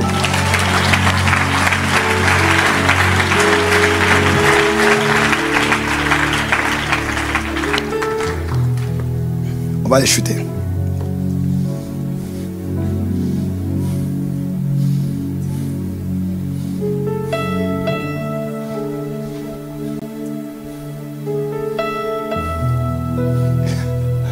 Autre point. 2. Les caractéristiques de l'onction prophétique. Aïe. Les prakiamasovaria mandaraba. Dis avec moi les caractéristiques de l'onction prophétique. Dis à ton voisin, à quoi ressemble. Dis à ton voisin, à quoi reconnaîtrais-je l'onction prophétique? Pose la question à l'autre voisin. Voici des éléments qui vont te permettre de reconnaître, de distinguer ce que veut dire l'onction prophétique. Premièrement, l'onction prophétique accorde une autorité supérieure dans la libération des prophéties et dans les paroles du prophète. Verset 13. Quand vous lisez Apocalypse 11, verset 13. On a oublié de me mettre le texte. Apocalypse 13. Ok. 11 plutôt. Je donnerai à mes deux témoins le pouvoir de prophétiser. Dis avec moi, power to prophesy. Voilà, j'aime en anglais. Dis avec moi, power to prophesy. Je donnerai à mes deux témoins quoi? Le pouvoir de prophétiser. Revêtu de sac pendant 1260 jours. En année, c'est 3 ans et demi. C'est une tranche de la grande tribulation. Quelqu'un est avec moi? Dis amen bien. Amen. Fais comme ça, dis avance prophète. Amen. Je sens que maintenant ça monte. Dis encore avance prophète. Amen. Ici, prophète Sostène, on nous révèle que lorsque l'ère de la grâce sera terminée, que l'église sera enlevée, puisque Apocalypse 1, c'est la révélation de Jésus à Jean en tant que prêtre, souverain sacrificateur, parce que c'est l'état que Christ a actuellement à la droite du Père, n'est-ce pas? Et on voit les insignes de la sacrificature comme le chandelier, Apocalypse 1, et on voit le fin lin. Apocalypse 2 et 3, c'est l'ère de l'église, n'est-ce pas? Apocalypse 4 monte ici, c'est l'image de l'enlèvement. Parce qu'Apocalypse 4, maintenant nous sommes enlevés et nous montons. Et la voix est comme le son de la trompette. Au son de la trompette et à la voix de l'archange, les morts en Christ, premièrement, ils vont faire quoi? Vont? Et nous qui serons restés, nous serons transformés. 1 Corinthiens 15. N'est-ce pas? Et nous serons avec le Seigneur dans les airs. Apocalypse 5, c'est l'adoration à l'agneau. Ce qui va se passer maintenant au ciel, quand nous on sera enlevés. N'est-ce pas? Et alors il pleurait. Qui est dit d'ouvrir le livre de vie et de rompre les sceaux? D'ouvrir le livre, excusez-moi, de rompre les sceaux. Et c'est là que Jésus viendra faire quoi? ouvrir le livre et rompre les sceaux, n'est-ce pas? Jésus va rompre les sceaux. Quand Jésus va rompre les sceaux, sur la terre, nous qui ne serons pas là, ils vont vivre la manifestation des 4 cavaliers de l'Apocalypse. Premièrement, la fausse religion ou la manifestation de l'Antichrist. Là, on voit le cavalier sur un cheval blanc. On peut avancer? On peut avancer? Donc, l'église est enlevée. Après Apocalypse 3, vous ne verrez plus là où on parle de l'église d'Apocalypse. À part au chapitre 22, où il fait le résumé en disant pour montrer ces choses aux églises. Mais on parle de l'épouse, on ne parle plus de l'église. Parce que Ecclésia est une entité gouvernementale terrestre. L'ère de l'église sera finie dans Apocalypse 3, Apocalypse 4 nous serons enlevés. Donc, les prophètes actuellement sont dans le corps du Christ, sont dans l'église. Mais quand l'église sera enlevée sur la terre, il n'y aura plus ni église, ni Saint-Esprit, ni grâce, ni les 5 ministères. Mais, lorsque Dieu voudra intervenir encore sur la terre et qu'il voudra envoyer des commandos suicides du haut des cieux où il sera, il dira, je dois susciter non pas des apôtres, des docteurs, des pasteurs, des évangélistes, mais je vais susciter encore 2 témoins qui sont 2 prophètes. Écoutez-moi très bien. Les prophètes ont existé avant les patriarches. Les prophètes ont existé avant les juges, avant les rois, avant tous les ministères, même avant les pasteurs.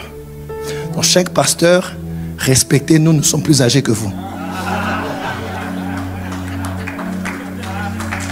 C'est là où on acclame, c'est là où on acclame.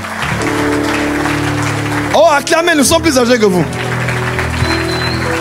Quelqu'un dira, oh non, prophète Joël, mais le premier prophète. Mais c'est Abraham, la Bible déclare que Abraham était prophète. Non, le premier prophète, ce n'est pas Abraham.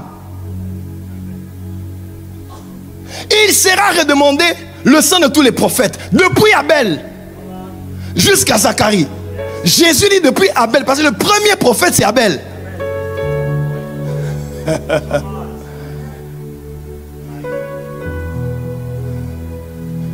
Après Abel, dans Jude, on dit Enoch 7e après Adam prophétisa sur le retour glorieux de Christ. Il est allé même au-delà des 7 années de la grande tribulation. Il a vu comment nous reviendrons avec le Seigneur sur la terre. Mais il a dit ça avant qu'Abraham ne soit. Les yeux de l'aigle. Que Dieu te donne les yeux de l'aigle. Que Dieu te donne les yeux de l'aigle. Que tu vois les choses 100 ans avant. 200 ans avant. C'est la grâce que Dieu... Excuse-moi, pendant qu'on priait pour ce programme le matin, quand je m'étais réveillé vers 5 heures pour prier, j'ai vu comme des civières et j'ai vu des gens qu'on faisait les opérations et on faisait, comment on appelle, greffer. On faisait comme le greffage. On dirait, on avait décapité les gens, on enlevait la tête et on mettait des têtes d'aigle. Ouais, des têtes d'aigle. Et je voyais des êtres humains avec la tête comme des têtes d'aigle. Et il y a plusieurs personnes durant ces 2 jours, je dis ces 2 jours. Tu seras humain toujours. Mais quand tu vois, tu verras au-delà de la porte du temps.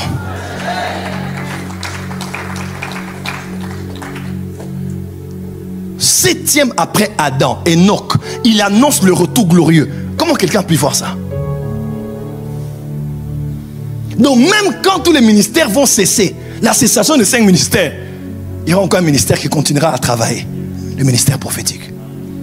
Le ministère prophétique n'est pas un ministère comme tous les ministères. Voilà pourquoi on ne comprendra pas. On n'aimera pas. Il y a des gens, verraient des apôtres et des prophètes. On va persécuter les uns et on va tuer les autres. L'arme fatale de Dieu, c'est le ministère prophétique. Voilà pourquoi bénis soient les apôtres qui ont accepté les prophètes aujourd'hui. Quand je vois le prophète, l'apôtre Sanogo, vous savez, moi j'ai été bloqué en Côte d'Ivoire pendant 3 ans. L'homme qui s'est battu pour que j'entre à nouveau en Côte d'Ivoire, moi et mon épouse, c'est l'apôtre Sanogo. C'est l'apôtre Sanogo.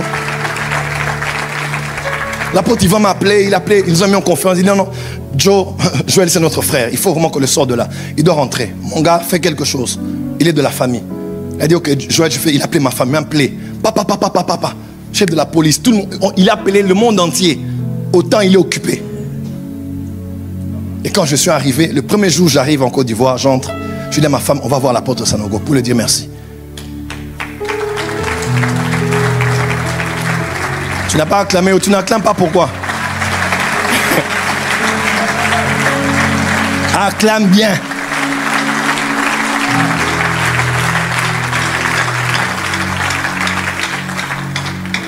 Et quand je vois ce que l'apôtre Yvan fait aujourd'hui, mais Dieu a utilisé quelqu'un en premier, l'apôtre Yves Castano. Yves Castano. Donc tout ce que vous voyez comme réconciliation ici, là, Dieu est passé par lui. C'est lui. Il a appelé, il a appelé, il a appelé. Il a mis des réunions, c'était chaud. Il a appelé, il a dit, moi je crois, Dieu m'a parlé que ça va s'arranger. Cocktail Molotov. Apôtre prophète. Quand on secoue ça comme ça, on jette chez Satan. Frère, a dit amen bien. Nous prophétisons la restauration des apôtres, des prophètes de la francophonie. Les apôtres sont des lions, ils travaillent sur le territoire. Et les prophètes sont des aigles, ils travaillent dans les... Ah, lève-toi, dis fire. Satan a échoué. Nous sommes plus unis que jamais. Et nous allons faire mal à Satan. Dis amen très fort. Aïe, aïe, aïe, aïe, aïe, aïe, aïe, aïe. Satan est vaincu. Tiens ton voisin, embrasse ton voisin, dis le temps est arrivé. Le réveil est là, le réveil est là.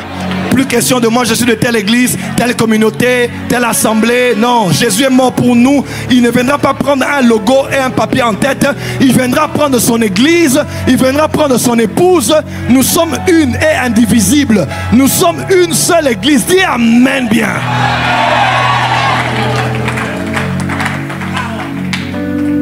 Embrasse bien d'abord trois voisins, embrasse bien. Là, ton voisin, le réveil est là. Cette semaine, c'est une semaine de souffle de nouveau. C'est le souffle nouveau, c'est un nouveau souffle. C'est un nouveau vent. Alléluia. C'est une nouvelle vague. De toutes les églises, nous sommes là. Certes, c'est Siv qui nous a rassemblés, mais c'est le rassemblement du corps du Christ. Aïe, aïe, aïe, aïe, à partir de samedi, nous serons au casino. On mettra le feu au casino. On sera plein dedans, plein dehors. On va montrer à Bordeaux qu'on ne marche pas pour revendiquer une histoire politique, mais nous sommes là pour Jésus. Nous sommes là pour le Saint-Esprit. Nous sommes là pour le réveil à Bordeaux. Nous sommes là pour le vin nouveau. Dis avec moi, fire!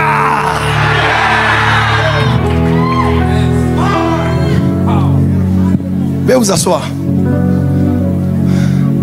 Prophète Sostène, on dit le pouvoir de prophétiser. Écoutez-moi, l'onction prophétique est caractérisée par l'autorité. Tu sais, quand quelqu'un prophétise par un don de prophétie et quelqu'un prophétise sous l'onction prophétique, même l'autorité est différente.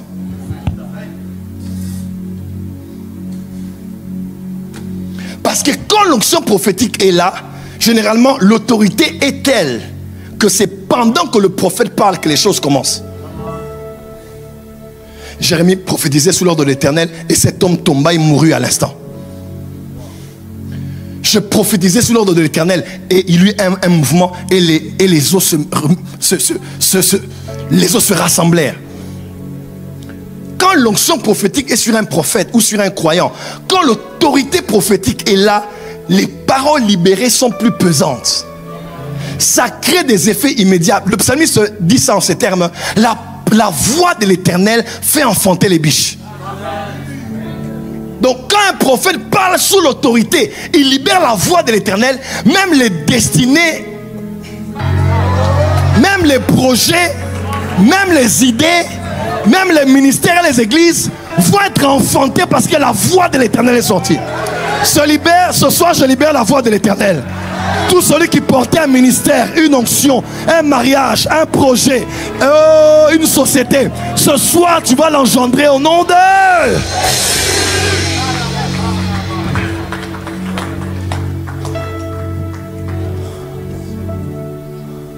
Avancez. Deuxième caractéristique, l'onction prophétique ôte les limites du temps de l'exercice des dons prophétiques. Verset 3. Je donnerai à mes deux témoins le pouvoir de prophétiser revêtus de sac pendant 1260 jours. Ils ont prophétisé combien de jours? Attendez. Qui vous a dit qu'une prophétie ne dure que 10 minutes?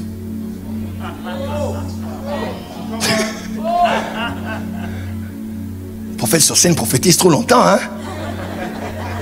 Imposez-lui les mains. Frère, la paix du Seigneur, l'esprit des prophètes est soumis aux prophètes.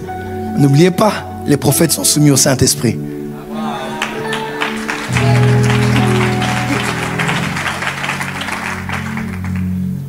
« 3 ans et demi en train de prophétiser tous les jours. » Le mouvement prophétique a besoin du temps pour s'exprimer. Voilà pourquoi vous devez apprendre la différence qu'il y a entre une église pastorale, une église évangélique et une église prophétique. Quand vous priez à lascive, prenez un peu votre montre.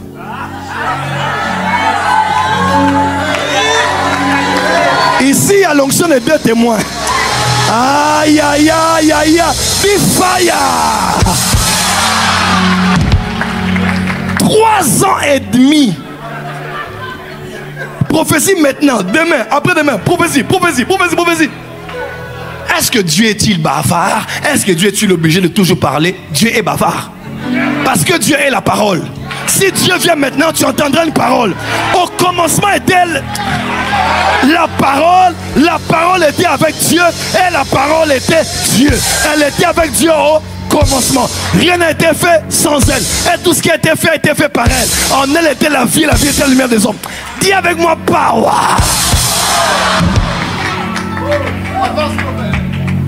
Dieu est bavard. Le mouvement prophétique a besoin du temps. À la chorale, dites amen. Est-ce que vous savez qu'il y a des cantiques qui engendrent des cantiques? La plupart des cantiques aujourd'hui qu'on chante dans la francophonie, reçus des anglophones, n'étaient pas d'abord des cantiques, c'était des parties improvisées dans des cantiques existants. Un cantique classique était là, mais on l'a chanté. Après on a dit non, on ne respectera pas le répertoire. On a continué à le chanter. 20 minutes, 30 minutes, on répétait le même refrain.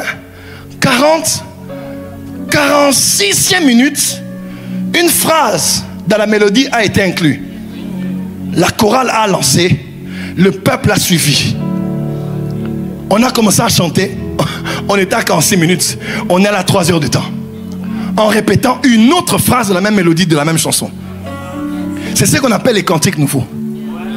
Un cantique nouveau n'est pas une nouvelle composition. C'est un nouveau son qui vient du ciel, aïe, aïe, aïe, aïe, et qui peut transférer, qui peut libérer une saison. Est-ce que vous savez que les réveils viennent avec des chansons? Chaque réveil est venu avec des livres. Tous les réveils. Oh, le réveil de 2000 ans passés nous a emmené la Bible. La Bible vient parce que le réveil est venu. Notamment 500 ans passés avec la réforme protestante. C'est là qu'on nous a permis à nous tous de lire la Bible et non seulement le clergé. Qui a dit amen bien? Amen. Quand le réveil de la délivrance est venu, il est venu libérer les captifs. Plusieurs autres livres comme ça. Tous les réveils ont emmené des livres. Tous les réveils. Et tous les réveils ont été portés par des chants. Oui. On a eu J'aime, on a eu Exo-Éclat, on a eu Jeunesse pour Christ, Jeunesse en mission. On a eu des cantiques qui nous ont emportés au début de nos vies chrétiennes. Mais aujourd'hui, on a d'autres chants, d'autres genres de cantiques qui sont venus. Chaque réveil vient avec un son. Mais il en est comme du vent. On ne sait d'où il vient, d'où il va, mais on entend. On entend. Dis avec moi le son. Dis encore le son. Nous prophétisons des cantiques nouveaux ici à la chorale. Des cantiques nouveaux dans la francophonie. Dieu ne nous a pas appelés qu'à imiter les anglophones. Oui. Dieu nous a appelés aussi ici, pendant qu'on chante, un refrain vient et s'embrasse la francophonie. Et pour ça, il faut un peu mettre la montre de côté. Il y a des cantiques qui ne libèrent leur onction qu'après 3 heures. Il y a des atmosphères qui ne viennent que dans un culte après qu'on ait dépassé le temps. C'est la vérité. Voilà pourquoi j'aime les veillées aussi. Les veillées nous donnent plus le temps. On doit respecter, on a les parents, on a les enfants, on a laissé les enfants avec des nounous. On sait très bien, il y a tout ça en Europe. Mais Azusa Street est venu. Papa le sait. Parce que les hommes ont prié. Ils ont prié 3 ans et demi. Après, ne s'est jamais arrêté. En train de prier. Ils ont quitté la rue Bonibar. Ils sont allés à la rue Azusa. Le feu est tombé là-bas. On priait, priait aujourd'hui, priait demain, priait après-demain, priait. Là, c'est passé dans une université ici, non? Et ça va se passer à Bordeaux. Je ne plaisante pas. Il y a un mouvement de l'esprit fort qui arrive à Bordeaux. Cette conférence est venue pour être comme un catalyseur. Ce n'est pas seulement la cive. Il y a beaucoup d'églises qui font un grand travail ici. Mais Dieu a voulu prendre cette conférence et nous emmener tous dans un seul lieu. Voilà pourquoi samedi et dimanche ne rate pas. Ce n'est pas un rendez-vous de la cive, c'est un rendez-vous de tout le corps du Christ. Venons ensemble, sortons des tentes des 12 tribus et mettons-nous ensemble, sonnons de la trompette. Parce que le temps de la conquête est arrivé. Donne high five à ton voisin, dit que la conquête commence. Donne high five à 5 personnes, dit que la conquête commence. Que la conquête commence, que la conquête commence. Donne high five, high five, high five. Donne high five.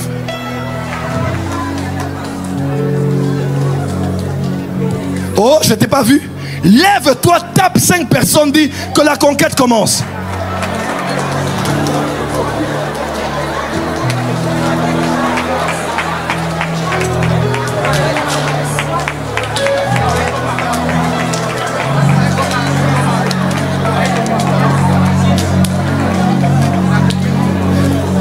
Dis à ton voisin que la conquête commence. Et tous 5 autres personnes, dis voisin, voisin. Que la conquête commence. Vas-y, vas-y, vas-y, vas-y, vas-y, vas-y.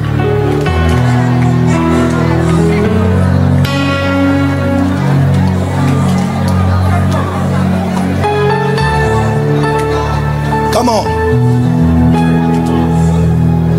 Oh, c'est fait? C'est fait? Nous sommes prophétiquement dans le livre de Josué. C'est le temps de la conquête. Et nous prenons Bordeaux pour Christ. Les esprits d'Aquaman, là, les esprits de Poséidon, les esprits des tridents, les esprits des eaux, les esprits, Bordeaux est pour Jésus et Jésus est pour Bordeaux. Tu n'as pas acclamé, tu es fâché?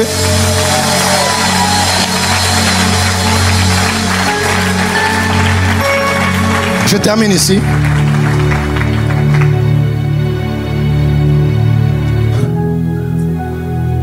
L'onction prophétique libère le surnaturel.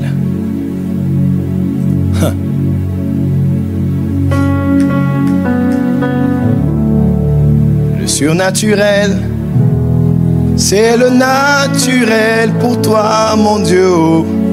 Nous le voulons dans nos vies. Le surnaturel, c'est le naturel pour toi, mon Dieu. Oh, oh, nous le voulons en ce lieu. Si le Dieu des esprits, des prophètes me touche, j'entendrai, je verrai comme jamais. Si le Dieu des esprits, Les prophètes me touchent, j'entendrai, je verrai comme jamais. oh, j'entendrai, J'entendrai, je verrai comme jamais. j'entendrai, J'entendrai, je verrai comme je verrai comme jamais, je verrai. J'entendrai, je verrai comme jamais. Oh oui, j'entendrai. J'entendrai, je verrai comme jamais. Écoute-moi. Lorsque l'onction prophétique est sur une personne, elle vient généralement avec le surnaturel. Regardez avec moi. 1 Roi 18, 45 à 46. En peu d'instants, le ciel s'obscurcit par les nuages, le vent s'établit et il eut une forte pluie. Akab monta sur son char avec les chevaux les plus rapides du royaume. On dit Akab monta sur son char et partit pour Jezreel. Et la main de l'Éternel fut sur Élie, qui se saignit les reins et courut devant Akab jusqu'à l'entrée de Jezreel. Comment un homme avec les chevaux les plus rapides du royaume peut aller aussi vite et être rattrapé par un homme qui court à pied? Dis avec moi, la main de l'Éternel. Ta main, Esprit, ta main sur nous, ta main, Esprit, en ce lieu, en ce lieu. Ta main, Esprit, ta main sur nous, ta main, Esprit, en ce lieu. Ça fait quelques années, j'étais à la maison, on me dit il y a un groupe de jeunes qui est venu pour que je prie pour eux. Et parmi les frères, il y avait 2-3 frères de l'église des Assemblées de Dieu de la Borne à Kinshasa, Upen. Chez l'ancien, chez le patriarche Jacques-André Vernon. Et un d'entre eux est venu, il est entré à la maison, il m'a dit prophète, on aime beaucoup ce que tu fais pour les jeunes, prie pour nous. Et ils viennent, je prends de l'huile, je mets l'huile, je dis Seigneur, l'onction sur elle, touch, touch, touch, touch, touch, touch. L'onction c'est bien en anglais, hein? Touch, touch, touch, in the name of Jesus. Ça fait plusieurs années passées, hein? Donc tu fais un peu le béni là, touch, in the name of Jesus, power, power, power. Puis ils étaient tous tombés là, ils étaient à terre. Et puis j'ai dit bon, relevez, on les a relevés, ils sont rentrés. Et leur berger, elle est dans sa chambre à coucher. Ils étaient tous des ADD. Il entre dans la chambre, il s'enferme et il met la mélodie de Word of Life, tu connais?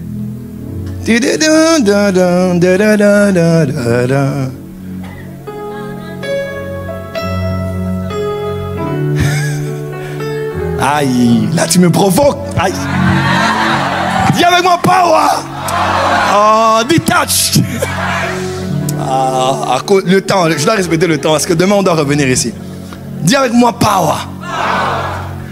Il met la mélodie. Alors, il met la mélodie parce que je jouais ça beaucoup dans mes services. Il met la mélodie, il s'enferme. Et puis, le matin, le soleil se lève. Et toute la journée commence. Mais non, le garçon, il est où? La journée passe, on se dit, il est certainement en prière. La journée s'achève. Oh, la soeur maman dit non, il y a un problème. Allez frapper à la porte. On frappe à la porte fermée de l'intérieur. Finalement, on casse, on ouvre. On voit le garçon n'était plus là. Et on voit les vêtements sont restés. Oh! Alors on se dit, mais l'enfant est où? On essaie de regarder, on voit, rien n'a été ouvert. La porte était fermée de l'intérieur. Toutes les fenêtres fermées. Le garçon est où? Les paris à Mazova. Et finalement on dit non, il y a un problème. Allez appeler le pasteur. Là, moi j'étais à Philadelphie. Je suis le pasteur Roland Dallot. On a appelé un autre frère qui était en Suisse ici, là, Claire de Tain, un fils du pasteur Roland aussi. On peut me chercher, on me dit, prophète Joël, toi qui as prié pour les gens là-bas de la borne, viens vite parce que on ne sait pas là où se trouve le garçon, porté disparu. J'entre dans la parcelle, je dis, mais Seigneur, c'est intriguant. L'enfant est où?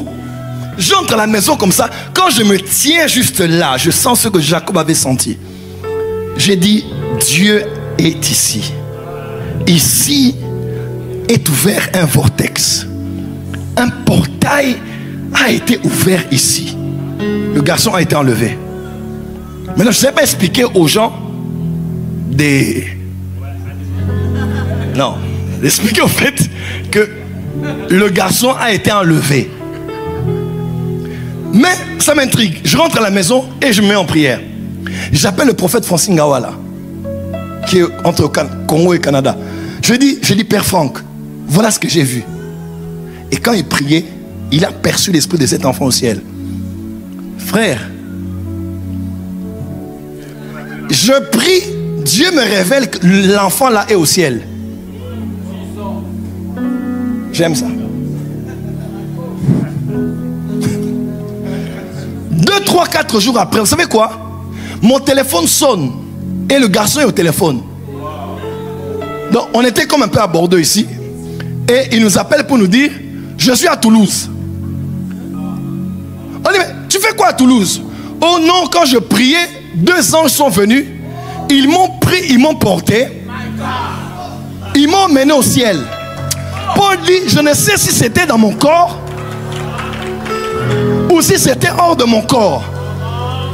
Donc Paul ne sait pas si c'était avec son corps ou sans son corps, mais il était enlevé.